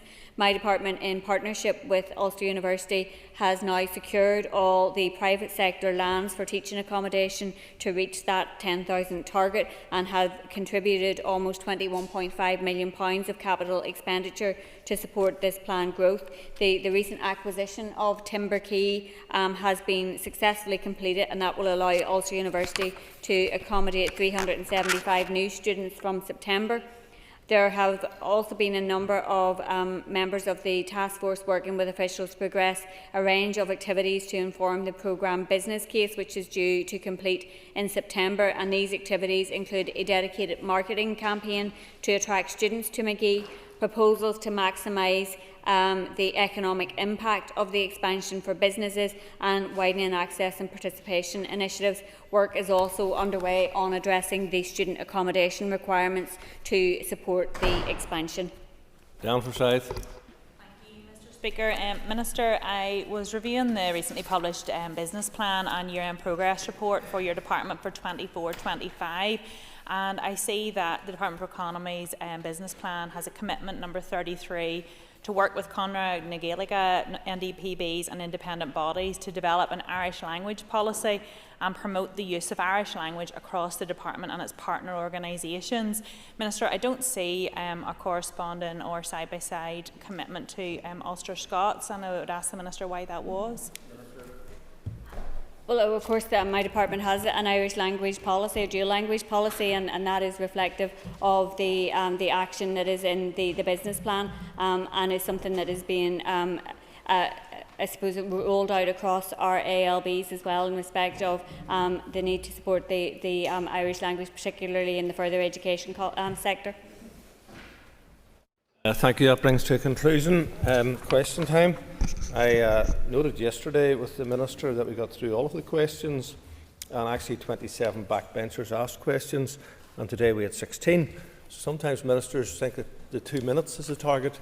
I think they should be actually aspiring to have more backbenchers, having the opportunity to ask questions be the target. Before we move to the next item of business, I want to advise members that the ministerial statement on the winter fuel payment will be taken after we have disposed of the UEP's motion on improving sentencing practices in Northern Ireland. And if members would take the reins to the Deputy Chair moves in to take the next debate. Thank you.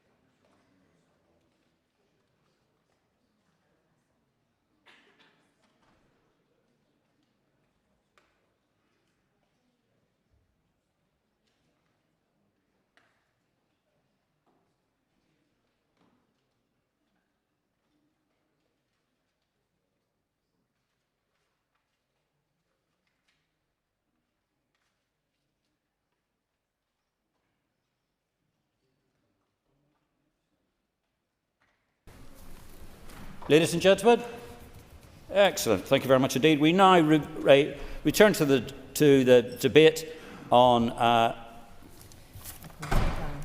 allow me to read it. Nutrients Actions Programme 26-29, opposing the plans for said debate. Minister, it's over to you, and you have up to 15 minutes. Minister. Thank you very much, Mr. Deputy Speaker. In considering this debate, I will give hopefully a comprehensive response to the points raised. I will also review Hansard, and if any points I haven't covered in the response, I will seek to, where appropriate, deal with them in writing. We have a crisis in terms of water quality in Northern Ireland, not just in Lough Neagh, but Lough Erne, Belfast Lough, and many other water bodies across Northern Ireland are now in a critical state. As an executive, we stood up and made a promise within the programme for government that we would protect Lough Neagh and the environment. If we cannot take difficult decisions to address this crisis in Lough Neagh, frankly, our programme for government is not worth the paper it is written on. It is not lost on me that 40% of our drinking water comes from Lough Neagh. Improving water quality is vital not just because of the importance of our water bodies for local businesses, recreation and tourism, but also for basic public health reasons and the need to ensure supply of safe, clean drinking water without the taste and odour issues reported in the last 2 years when algae blooms were at their worst. We must address this crisis before it is too late. Our constituents expect no less, and if we are to succeed, the status quo is not an option. The vital need to protect our water quality is the reason we have the Nutrients Action Programme. Simply put, the NAP fulfils a legal requirement to reduce water pollution from agricultural sources, and this is not new. The first Nitrates Action Programme to apply across the whole of Northern Ireland was introduced in 2007. The Nitrates Action Programme established a range of measures and controls on livestock manures and chemical fertilisers, and there is a legal obligation to review the NAP every 4 years. The current NAP was due to be reviewed in 2022. We have therefore already fallen behind this timeframe because it has taken time to make sure that this complex issue is underpinned by science and evidence and the necessary environmental assessments. The constant cycle of crisis and collapse of our institutions and a lack of political leadership has also had an impact on the delivery of the NAP and seen our environment fall short across the board, as evidenced by a number of recent investigations from the Office of Environmental Protection, who are closely monitoring progress with regards to the NAP review. Last Friday, the Office of Environmental Protection published their letter of advice on the NAP proposals. It's on their website, and I encourage you to read it.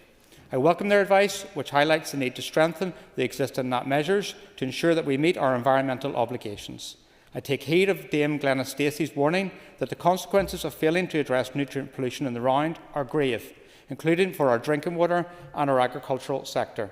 That is why I am committed to continuing with this consultation, and it is important I reiterate that this is a consultation on revised NAP measures for the next 4 years. No final decisions have been taken. It would be entirely improper to shut down a consultation and deny people their say as the motion requests. When the consultation closes on the 24th of July, all the responses will be considered. To ensure this is done in an open and inclusive way, I gave a commitment last week that my department will establish a small stakeholder group. This group will be in addition to the existing stakeholder group.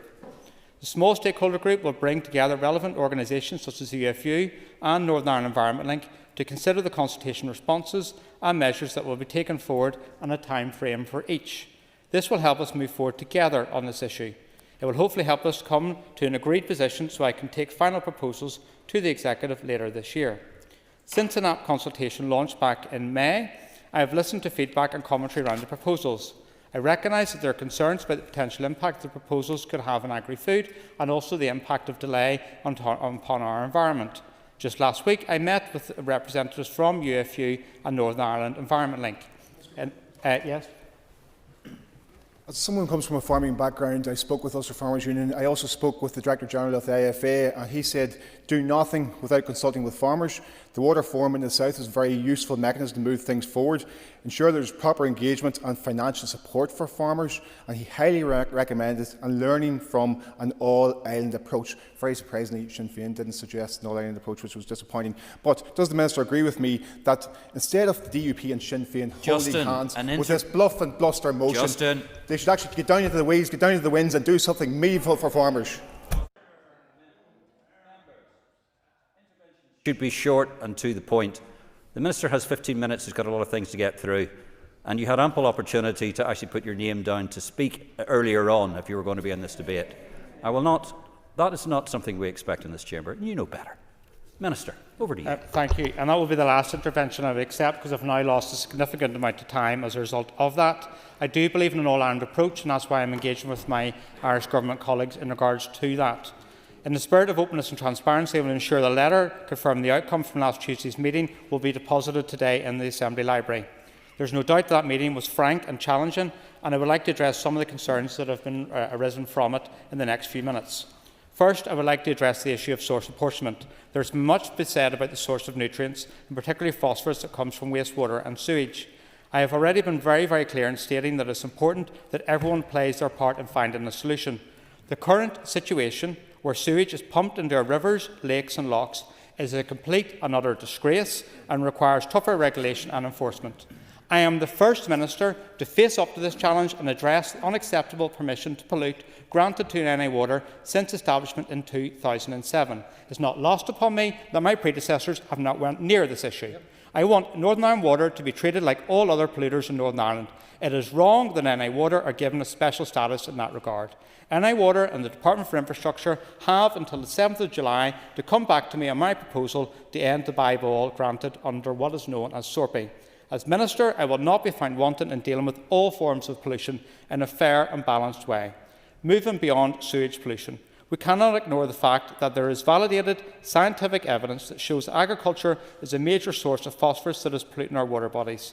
We must remember that the Nutrients Action Programme is a legal framework for tackling water pollution from agricultural sources, and the narrative around this must not be sidetracked. Next, I would like to address the concerns I have heard about the potential impact of these measures and what they will have upon the agricultural sector. Let me be very clear. The Nutrients Action Programme is about managing nutrients in a way that reduces water pollution. It's a foundation and is upon a code of good agricultural practice. It's about efficient farming and environmental sustainability. It is not about reducing livestock numbers. The consultation is accompanied by an initial regulatory impact. I'm going to continue. An initial regulatory impact assessment of implementing the proposed measures. It sets out initial monetised costs and non-monetary benefits of the proposed measures. I can assure you that following the NAP consultation, my officials will undertake a full economic impact assessment on the final measures. This will ensure that any decisions on draft proposals are informed by full and complete understanding of the potential impact. The third issue I would like to address is the discourse on science and evidence that has been a significant factor in the development of NAP proposals. I note that the questions have been raised about the science and can assure you that my department has processes in place to seek independent expert scientific advice and to commission external peer reviews on any issues that may emerge from the consultation. I mentioned earlier that I will be establishing a small stakeholder group. This will be an excellent forum to address any issues that are raised and reassure anyone who has any concerns about scientific evidence.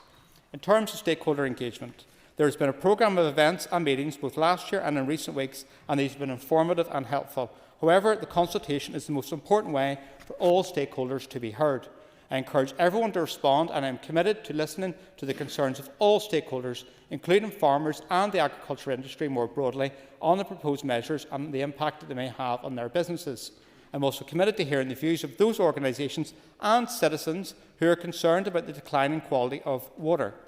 I would like to reiterate my commitment to moving forward in a collaborative and inclusive way to make sure that all voices are heard as part of the consultation process.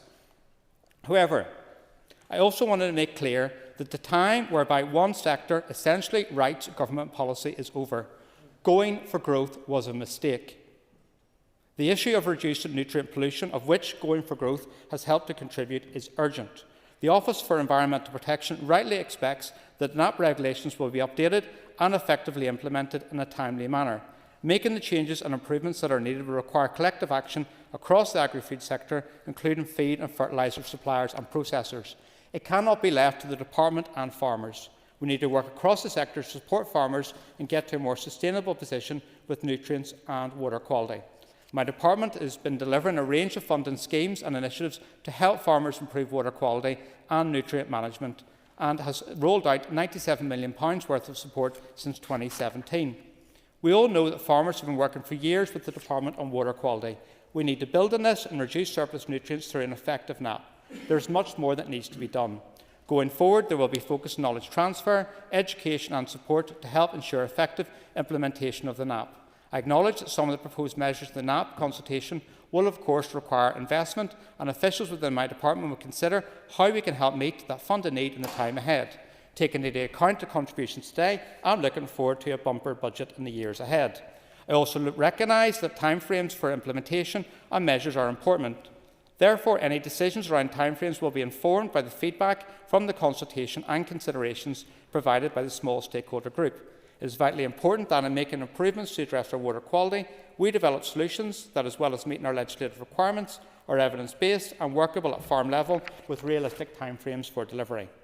In terms of compliance with the current NAP regulations, as Minister, I know that the majority of farmers are good custodians of our countryside, playing by the rules and doing what is right when it comes to water quality. That's what I see when I'm regularly out and about. The small minority who break the rules bring the whole sector into disrepute and do not reflect everyone else who are farming with nature. Some of us in this House may be aware of the reported fraud and slurry movements that occurred in the Republic of Ireland, and moves recently made to address the issue by requiring movements to be logged every 4 days, not by January of the following year. As Minister, I am seriously concerned that this fraudulent behaviour and slurry movements is likely to also have been occurring here in Northern Ireland, where reported exports do not in fact occur. I am limited in what more I can say, as active investigations are underway, but be assured that amongst proposals within the NAP consultation is the introduction of an enhanced online system to require prompt reporting of exports and imports to crack down on this entirely immoral behaviour. Mr Deputy Speaker, I would urge each and every member considering voting in support of this motion to fully consider the consequences of their actions. Those backing the motion under the DUP banner of "Scrap the NAP" are willingly and consciously consigning Lough Neagh to becoming a dead lake. I do not say this lightly, but it is true. We have an environmental catastrophe on our doorsteps. The scenes of blue-green algae are being repeated year after year. The challenges being experienced by Lough Neagh Fishermen's Cooperative are now sadly well known. But when it comes to Lough Neagh and water quality in Northern Ireland, it seems that some parties are more happy with empty promises and hollow words and manifestos. You cannot govern by soundbites and photo opportunities. People deserve honesty about the issues we face, open, genuine public consultations and a focus on actions. As Minister, the easiest thing I could have done would have been tokenistic gestures and talking around the problem, but I owe it to everyone to deliver upon the Lough Neagh Action Plan agreed by all executive parties in July of last year. The political opportunism from other parties who signed up to this plan, who now seek to distance themselves from it and work to drive a wedge, is profoundly disappointing. There is nothing unusual or unscheduled about the NAP consultation underway. It's there as Action 22. Complete the statutory review of the Nutrients Action Programme consult on proposals within the updated NAP and introduce revised NAP regulations. The position of our official opposition is also disheartening. On one hand, the SDLP have urged me to decisively save Lough Neagh, and then at council level and Fermanagh and Noma Council called for the return of going for growth with all its clear environmental consequences. In conclusion, the NAP consultation is not only necessary but urgent. I'm going to continue. The responsible management of nutrients is critical for the sustainability of our agriculture sector and the protection of our natural environment. We are facing serious water quality challenges, including at Lough Neagh and in other waterways, and we need to turn the curve. That is why I am committed to continuing with this consultation on the revised NAP measures from 2026 to 2029. As I've already said, time and time again, until I am blue in the face. These are proposals and no final decisions have been taken. If we cannot even consult about proposals, then I fear for the environment in Northern Ireland. I recognise the challenges, but together we can and we must overcome them. As Minister, I am firmly committed to safeguarding our environment and securing the long-term sustainability of our agriculture sector. Collective action on both is absolutely essential. Thank you, Minister. Mr Buckley, to wind, and you have up to 10 minutes. Thank you, Mr Buckley. Thank you, Deputy Speaker. And from the outset, can I declare an interest as having family members that work right across the agricultural sector. I would also like to pay tribute to my colleague Michelle McIlveen, who, despite some of the accusations in this chamber about the intentions behind this motive, has always been a champion and a friend of the rural environment, communities and farmer. This motion today reflects a sense of anger and despair that there is right across Northern Ireland that has been displayed over recent weeks because of a minister who is simply not listening. Today, members have had their say. Farmers are having their say. I recently attended a consultation meeting at Greenmount. Hundreds of farmers in attendance.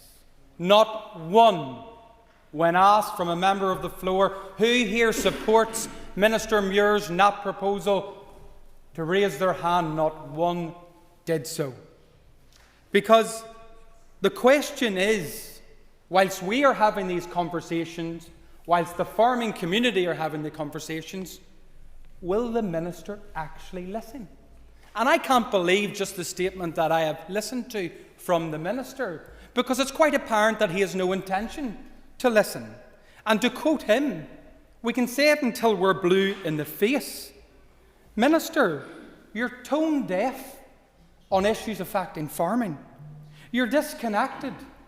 And it's a reckless approach to agriculture, a stable block of this society. Farmers aren't just fighting for their livelihoods.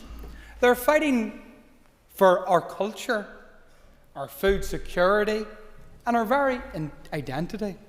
Every new rule, every inspection, every page of paperwork piles more stress and pressure upon men and women who are already at breaking point. Minister, a top-down, heavy-handed approach only serves to tighten those screws. Where's the collaboration? Where's the respect for people who know the land best? A 4-week extension to a consultation was a crumb, not a solution. I will in a moment. Make no mistake, the farmer wants and supports clean water. I have lived at the foot of Lough Neagh all my life. I have never met once a farmer that doesn't support clean water supply. And in fact, when we look at history, as was noted by Mr. Gaston, whether it be in 1923, 1937, 1967, blue algae has been something that has been in existence when the farmer was still using the horse and plough. But I don't hear one single member of the Alliance Party today making reference to the fact that it was some type of industrialised, intensified slurry operation or indeed agriculture that caused blue algae in those circumstances. No, it did not. But your demonisation of agriculture is not lost. It's not lost in a cross-community, cross-section membership in this House. But it's not lost in the wider community. You have failed them. You continue to single them out. You know, we've seen a quick move on NAP.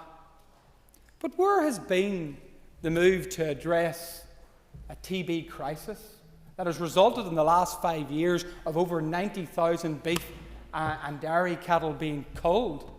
Where's been the priority of this place to deal with that, or the ministers? What about an ammonia policy, which is stifling the sustainable growth of our agricultural industry, bringing on new blood, farm succession planning? No focus, just obstacles from this minister. You know, Mr. Deputy Speaker, over 3,500 farms are now facing proposals that would impose stricter phosphorus limits, enforce mandatory use of in some instances costly low-emission slurry spreading equipment, which has been noted is impractical in some parts of our countryside. These measures, as we all know, will only add costly regulation. And I will give way at this stage because the member wants to have a say. I thank the member for giving way. I was tempted, Deputy Speaker, to congratulate some people on getting as far as the 1920s and the plough in relation to environmental matters, but that would be mischievous. On the business of the consultation that the member referred to a moment ago, and I think the comment was made by the proposer of the motion that a consultation was built without them, I'm assuming them being the sector. Can I ask the member that on behalf of his party, if he could clarify if he believes a consultation should be led by science, written by officials, fronted up by a minister, and given the public interest and public funding in relation involved in this matter, that no sectoral interest should be involved prior to a public consultation.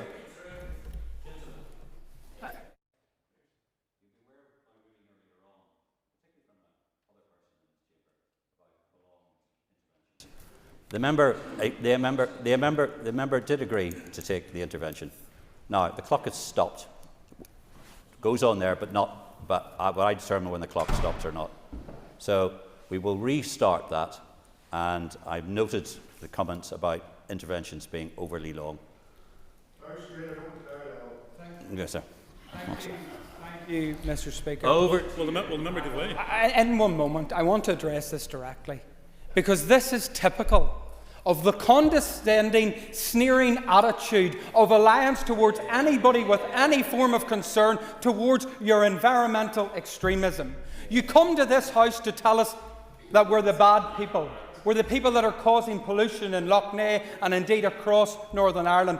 But there is absolutely zero recognition of the very men and women that built this country. To talk about 1920s and the plough and the horse, I would argue that the member has a fundamental misunderstanding of just how generational farming is to communities across this country. And when he talks about scientific evidence, he will understand that there is actually debate surrounding the very evidence that this minister has put forward. I quote the words of Sinclair Meehan, who talked about the very shaky grounds on which this science is presented, and in fact, in many cases, left absent when farmers wanted to quiz exactly what was behind the policy intent. So take no lectures from the member. Will the member yes, absolutely.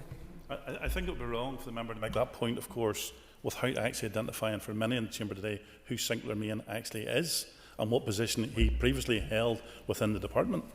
Yeah, quite a senior role within the department. In fact, when he was at the meeting and addressed the Green Mount and those that are gathered, there was a shirking away from those departmental officials who knew his impeccable record and indeed conduct whilst in the department. And it is those voices, and indeed the voices of those that are in this very building, the voices of those that came up to Stormont today to place on record their concern, that this minister and indeed his party fail to take into consideration. When we talk about devastation of agriculture, livestock reduction, and I noticed the minister was very hot and heavy when he talked about this is not a reduction of agriculture. Let's read the room.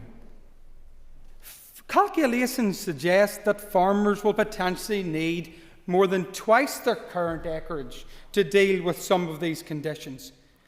That is not based on any reality, and if you look at that from a point of practical common sense, as a result of this policy, farmers are being forced into herd reduction. It's herd reduction by stealth. We can't make more land. That's a simple known fact. But to pursue a policy like this will devastate agriculture in many ways. Northern Ireland is responsible for 20% of the UK's food production. That should be a badge of honour. That is at the heart of food security. Policies in this place in the past has ensured that the farmers had fair representation and helped grow our economy.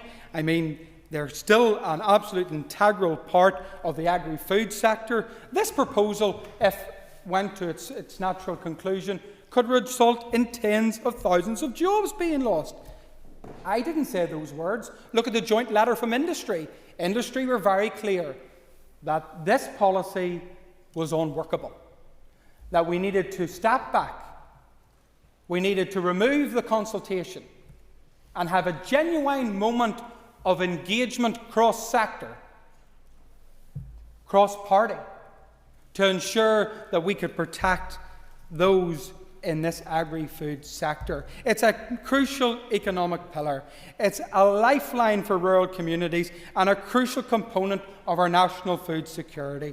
At a time when global supply chains are at strain, when food costs are rising and we're being told to buy local, we must provide help. Today's motion, in closing, will pass this Assembly. Many farmers, Minister, want your P45. This motion today is putting you on notice. Heed the warning. Listen to the people and stand up for the farmer. Stop being the myopic minister, a man with tunnel vision, as he careers down the dead-end path of NAP, leading to the inevitable consequence, which will ultimately result in a devastation of the only original industry that we have left in this country. It means more to the people of Northern Ireland that they have a minister that they know has the back of the farmer. Work with them. Let's get through the member this draws situation remarks and ensure to we a have a close. sustainable future going forward. Thank you. Ladies and gentlemen, thank you very much indeed for the debate and the cut and thrust. The question is that the motion standing in the order paper be agreed. All those in favour say aye. Aye. All those contraries? No. Clear the lobbies. The question will be put in 3 minutes.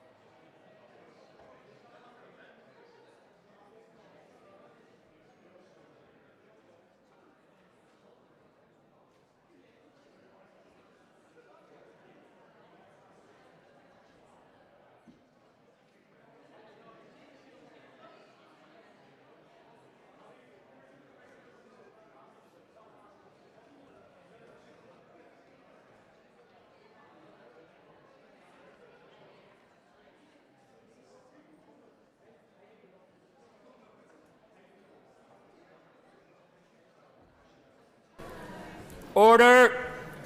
Order. Members will resume their seats. The question is that the motion standing on the order paper be agreed. All those in favour say aye. Aye. Contraries? Do we have tellers?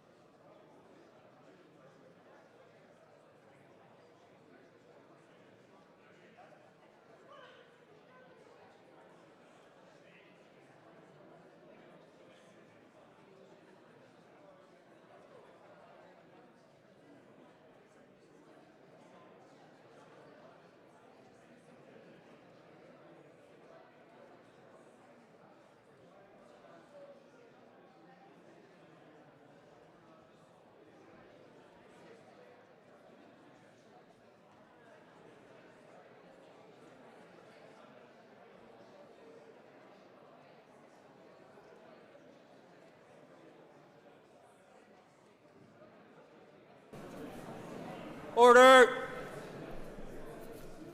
Order. Matthew. There we go. Ladies and gentlemen, orders have been... sorry, say that again. Order. Tellers have been appointed as follows. Tellers for the ayes are Harry Harvey and Tom Buchanan. Tellers for the noes are Peter McReynolds and Andrew McMurray. Clear the lobbies. The Assembly will divide. Ayes to my right, noes to my left.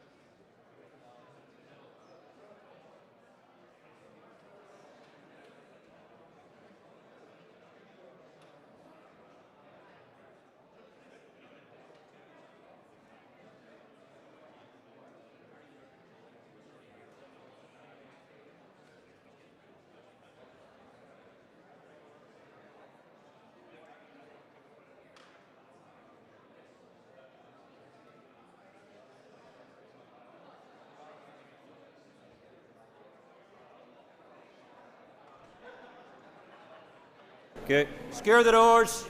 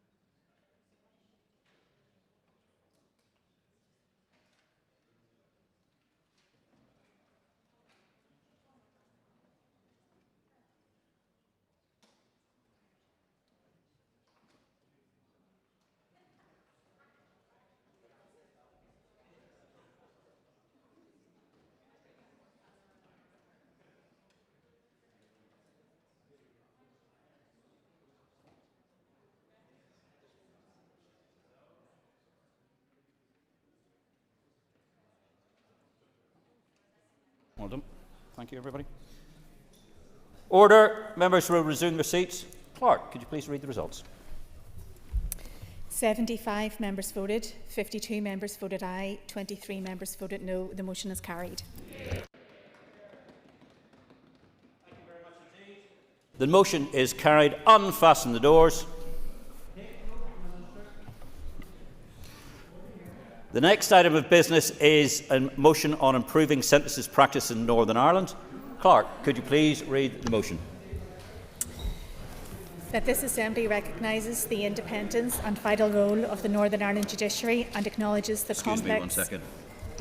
Ladies and gentlemen, quiet please. If you're leaving the chamber, do it quietly. Thank you. Bit of decorum.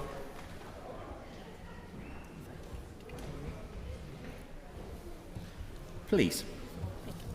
That this Assembly recognises the independence and vital role of the Northern Ireland judiciary and acknowledges the complex nature of the cases that come before the courts, supports the requirement for all judges to take part in ongoing personal and professional development as directed by the Lady Chief Justice, expresses deep concern at the lenient sentences handed down in some of the most serious cases, including those involving sexual offences, further recognises the lasting harm such sentences can cause to victims and the damage they do to public confidence in the justice system, is alarmed by recent figures showing that nearly 80% of prisoners in Northern Ireland are repeat offenders, highlighting the urgent need for sentencing policy to do more to deter reoffending and protect the public, believes that sentencing should reflect the seriousness of such crimes and meet the expectations of victims and wider society, calls on the Minister of Justice to take urgent and proactive steps to address these concerns, including launching a public consultation on the establishment of a Sentencing Council for Northern Ireland to support greater consistency, transparency and robustness in sentencing, and further calls on the Minister to ensure that in all relevant cases,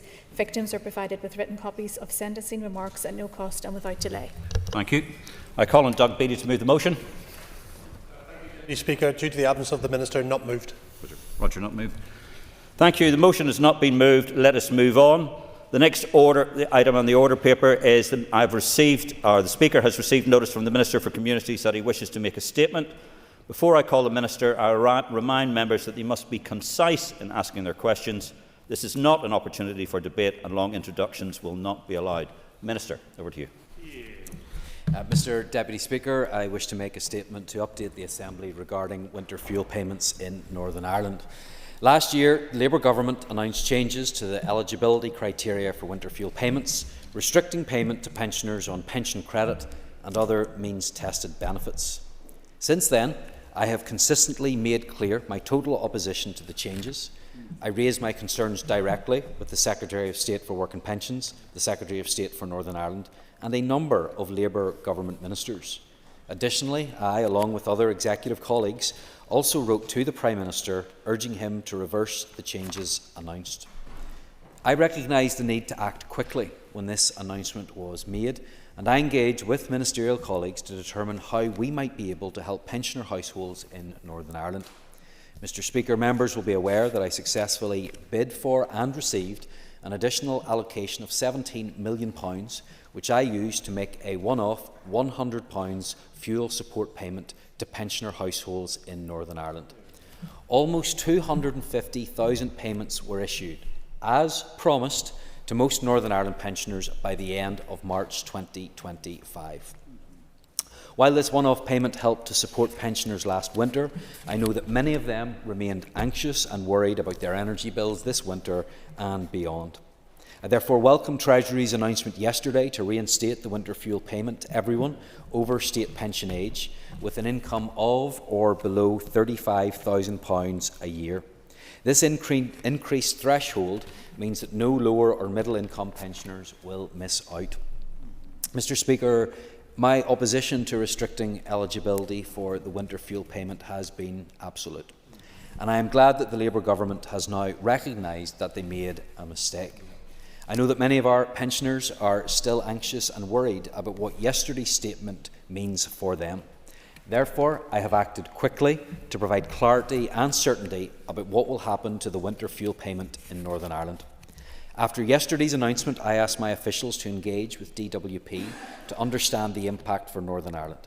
I also met with Torsten Bell MP, Parliamentary Secretary at the Treasury and Parliamentary Under-Secretary at DWP, along with the Finance Minister, John O'Dowd.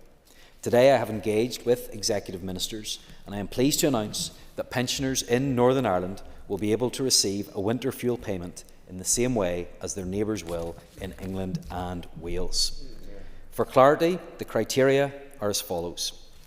Everyone over the state pension age in Northern Ireland will receive a winter fuel payment this winter.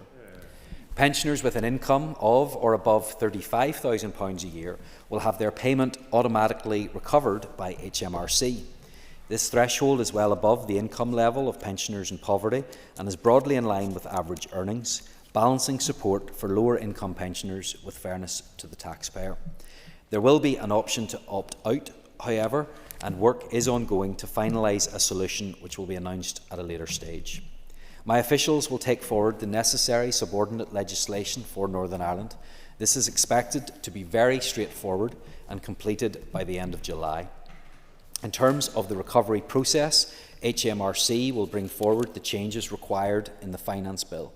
As this is a reserved matter, DOF and HMT will engage and agree the legislative process for Northern Ireland. Winter fuel payments are worth £200 per household or £300 per household where there is someone aged over 80. For those with an income of £35,000 or above, the payment will be recovered from individuals via HMRC based on their individual taxable incomes. For example, in a couple household where both pensioners are under 80 and not in receipt of pension credit, each will receive a payment of £100, i.e. £200 per household. If both have an income of £35,000 or above, HMRC will recover the £100 payment from each individual. If one has income below £35,000, they will keep the £100 payment, while the other £100 will be recovered. Payment will be recovered via PAYE for the vast majority, or in their self-assessment tax return for the minority who file and pay their taxes in this way. HMRC will work closely with representative bodies to ensure the process. Importantly, the additional winter fuel payment costs are covered through annual managed expenditure, so there are no additional costs to the Northern Ireland bloc. My officials are continuing to work with DWP and HMRC officials to determine the number of pensioners in Northern Ireland impacted by this announcement, particularly the number of pensioners who exceed the £35,000 threshold. Mr. Speaker, it's extremely important to say at this early stage that there are already a number of scams circulating since yesterday's announcement, asking pensioners to provide their personal details, bank account details, etc. So let me be absolutely clear. Pensioners do not need to do anything to receive the winter fuel payment this year. If anyone gets a suspicious email or text from gov.uk, the Department for Work and Pensions or the Department for Communities asking for bank details, they should report it to Action Fraud. They should not respond or click on any links. DWP nor the Department for Communities will ask for bank details by text or email or send a link to click into within a text or an email. Mr. Deputy Speaker, I have consistently said that the winter fuel payment changes announced by the Labour government last year were a mistake. I have taken every opportunity since then to call on the government to reverse their mistake, and I am pleased that they have listened. I acted quickly last year to provide the one-off £100 fuel support payment, and I have acted quickly again to provide clarity and certainty to every pensioner in Northern Ireland. Therefore, I commend this statement to the House. Thank you, Minister. I call on Daniel McCrossan. Daniel. Thank you, Minister, for that statement. To many across Northern Ireland, this is indeed a welcome announcement and will come as a great comfort to those who were very worried and stressed about the removal of the winter fuel payment. Minister, you said previously that every pensioner in Northern Ireland should get this payment. Are you still of that view? Do you believe that millionaires should benefit from such a payment, or just those most in need? I never said that millionaires or billionaires should benefit from this. I said that the most simple and straightforward way was to ensure that the universal nature of the payment was kept. That's not because I was trying to support those that the member describes, but my focus was on those that were on the borderline, those who were not in receipt of pension credit or other means-tested benefits, but were not able to qualify. There were many people in that category, many people who were in need right across our constituencies, people who were not considered rich in any way possible. And I think it's right that those people are now covered, and middle and lower income earners will get the support that they need. As you have seen, there is a convoluted way in which this is now having to be done. They're having to give the payment out to everybody and then to reclaim that back from some. And that's why I said what I said previously, that I wanted it to be as simple and as straightforward as possible. This is not the most simple or straightforward thing, but it helps those that need it most. And that's what I set out to do, and that's what we've done. Minister, the U-turn announced yesterday by the Labour government will be welcome news for thousands of pensioners across the north, and indeed a recognition by the Labour British government that they called it wrong in their initial decision to cut the winter fuel allowance. And you have mentioned that you're working in terms of assessing the figures, but do you have an approximation of how many pensioners here will be reinstated at this stage? Yesterday, I asked the Department for Work and Pensions for that information. That's not information we hold. That's information HMRC holds, and they said that they would provide that to us. The estimates in England are that 75% of people will be eligible. My understanding is that will probably be a little bit higher in Northern Ireland because of lower pensions and lower income that many of our pensioners have compared to the rest of the UK. That is an estimate that comes with a warning on that. However, I'm more than happy to share that information with the member and indeed with the House when it becomes available. Thank you, Mr Deputy Speaker, and I thank the Minister for bringing this statement today. I thank him also for his quick actions here to provide clarity, and thank him for his continued commitment to the winter fuel payment for our pensioners. And I asked the Minister, can he confirm that pensioners here in Northern Ireland will have this delivered at the same time as those in the rest of the United Kingdom?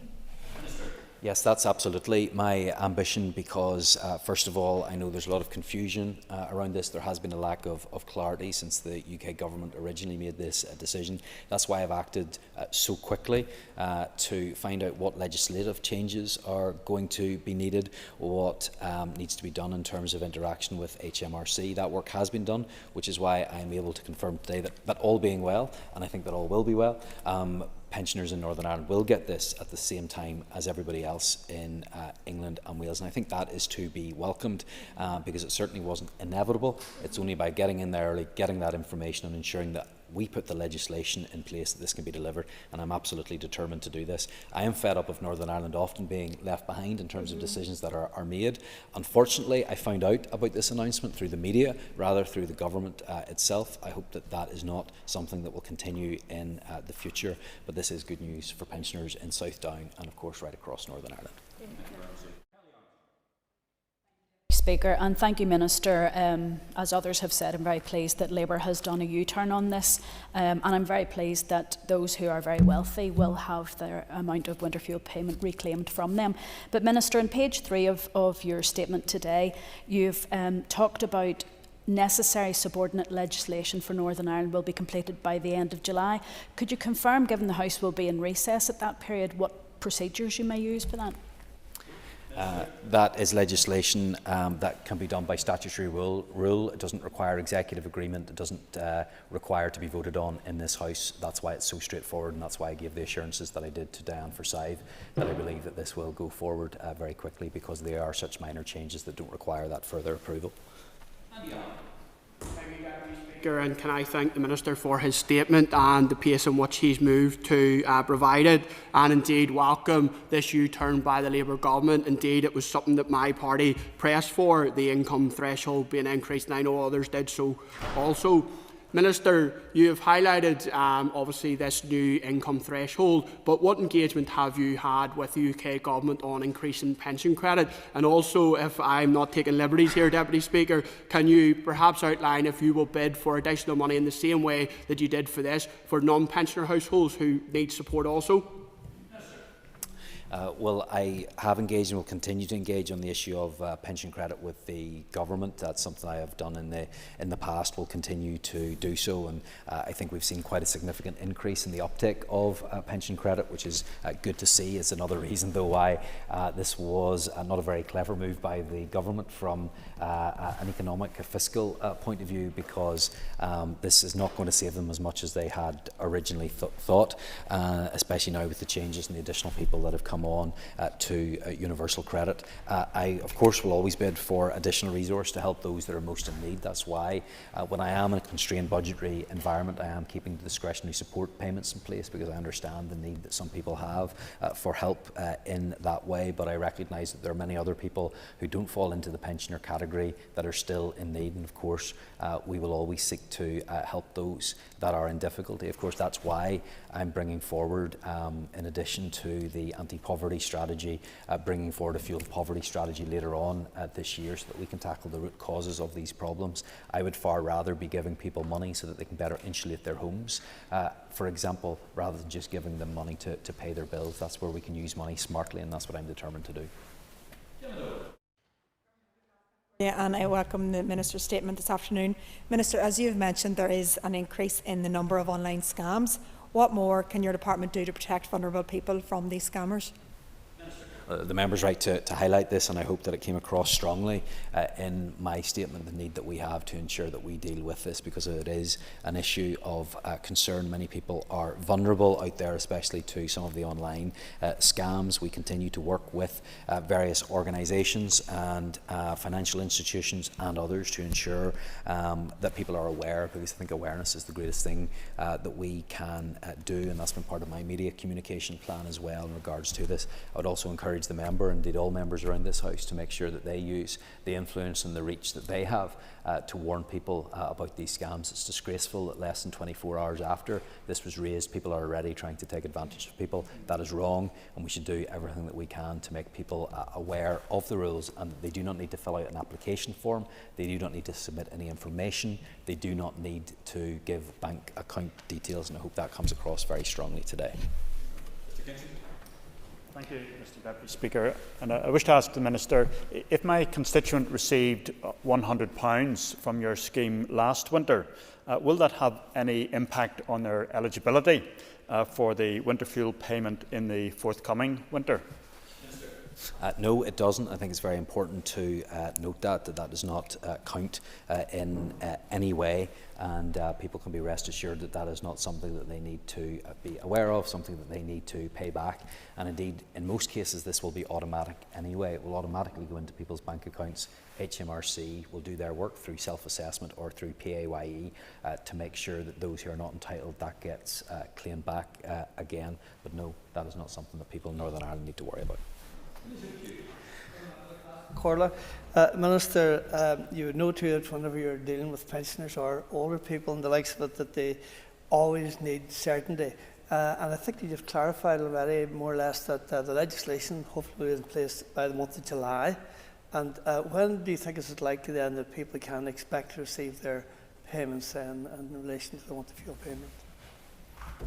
We don't have the exact details on that, but it will be at the same time as it normally was in the past, and I think that's been paid out in October or at November time. So that will be happening at the same time, I hope, not just in England and Wales, but in Northern Ireland as well. But closer to the time when we have the confirmation of that, we'll be able to give those details. Speaker, and I also would like to thank the Minister for bringing the statement to the House, and this is very much welcome news for all pensioners who will receive the winter fuel payment this winter. And can I commend particularly our older advocate groups who have relentlessly campaigned for this. See, with the option in relation to the opt-out, do you foresee any logistical or implementation issues with the payments in relation to that opt-out? Can I also put on record my thanks to many organisations across Northern Ireland, indeed across the UK, who made the case to the UK government. It's clear they came under political pressure, but that political pressure was put on Labour MPs and others who have recognised the error of their ways, but in large part that is down to those groups who ensured that that pressure was put on, and the facts were presented as well, and people were aware that this was not about rich pensioners getting money. These often were people that were in genuine need as well, and I'm pleased that that has happened. In regards to the other issue that she raises, we don't have any detail on that other than the government are looking at the option for an opt-out. I don't know how many people will avail of that, how that will be available. I don't know when that's going to be available, but for some people it may be an option that they take up if they're clear that they're going to be above the threshold every year and don't want to have to deal with it in self-assessment or through PAYE. But I'm certainly happy to share that information again with the House if and when the government provide clarity on that. All we have been told is that there will be an option to opt out, but we don't know any more details on that right now. Deputy Speaker, and thank the Minister for his statement.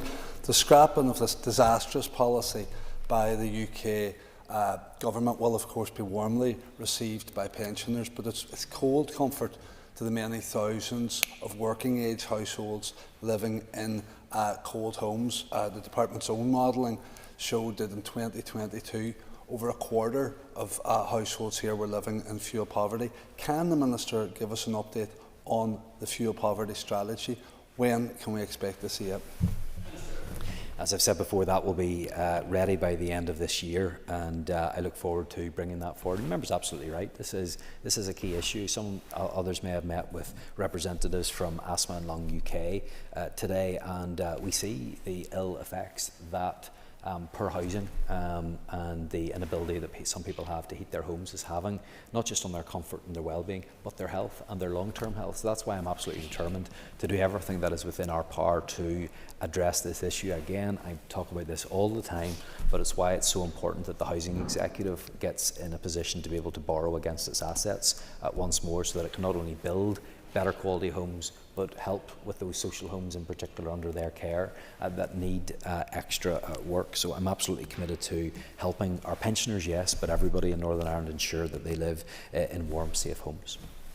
Mr. Carroll. Thank you. I'm going to backtrack as well, and I want to pay tribute to all who campaigned against the Labour Party's decision, and Minister, your decision to cut the winter fuel payment, particularly Unite the Union, which I'm a member, and its retired members branch. Pressure from below clearly worked. Minister, you talked about recovering payments for people who are earning over £35,000. In the past, you talked about IT costs and different other aspects of benefits. There will be an administrative cost to this clawback. Do you have any idea on which it will be? Will there not be an administrative cost to the Northern Ireland Block Grant? That's what we've been told, because this will be done by HMRC at Westminster. This is not a Northern Ireland solution.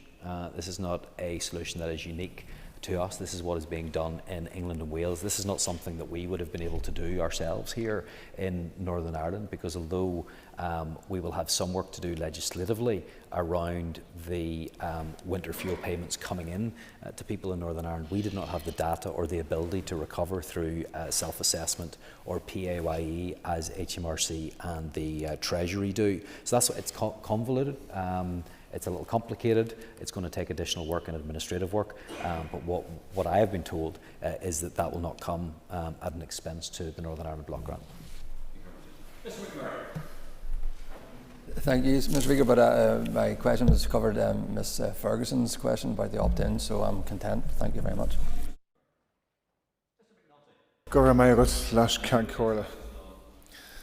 Minister, last winter, pensioners were stressed to the hilt about going cold in their own homes. Can the Minister commit to them here and now that the winter fuels payments will be made in a timely manner, and when does he believe that those payments will be actually in pensioners' bank accounts?